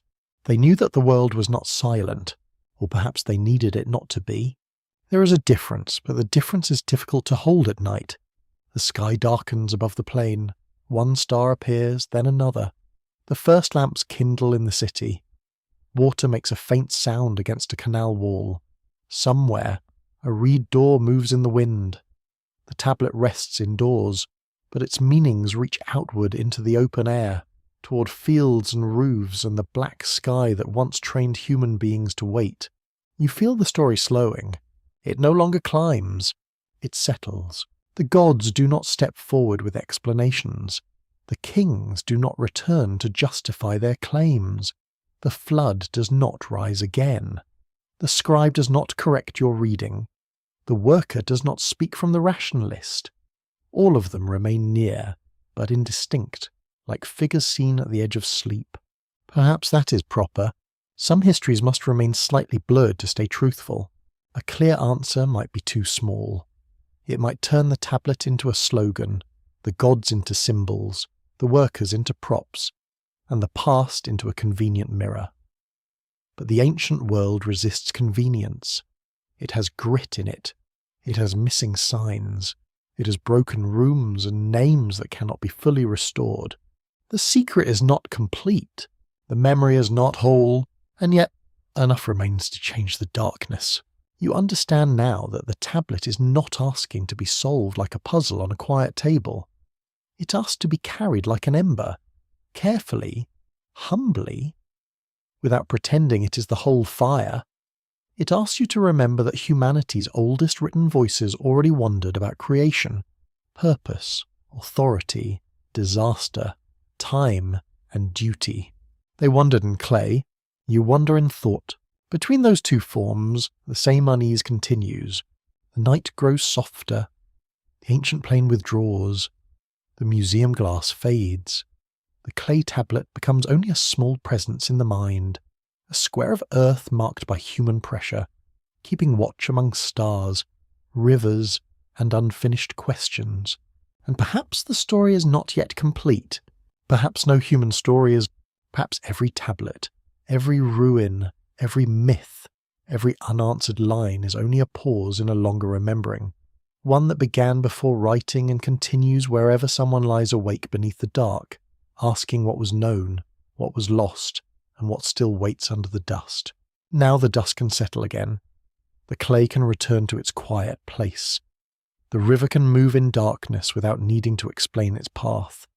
The stars can keep their slow positions above the plain, bright and distant, patient as thoughts that do not need to be spoken. You may let the old city soften. Its walls become shadow. Its canals become silver threads. Its temples become low shapes beneath the moon. The scribe's hand rests. The worker sleeps. The king's name grows faint.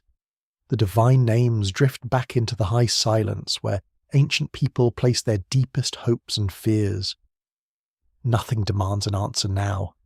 Nothing presses forward. The tablet has spoken enough for one night. You're allowed to leave the mystery unfinished. You're allowed to let it remain gentle and unresolved, like a lamp burning low in a distant room. Some questions do not need to be closed before sleep. They only need to be held lightly, then set down beside the bed, where darkness can make them less sharp. Breathe slowly. The plain is far away. The clay is safe in silence. The rivers continue beneath the old stars, carrying silt, memory, and moonlight through lands that have changed beyond recognition. The people who shaped the first marks are gone, yet the marks remain, not to trouble you, but to remind you that being human has always meant living among fragments. Rest now in that thought. Nothing has to be solved. The ancient dust has settled over the tablet again, and the unanswered story waits kindly in the dark, ready to remain unfinished until another quiet night. End of script. Good night.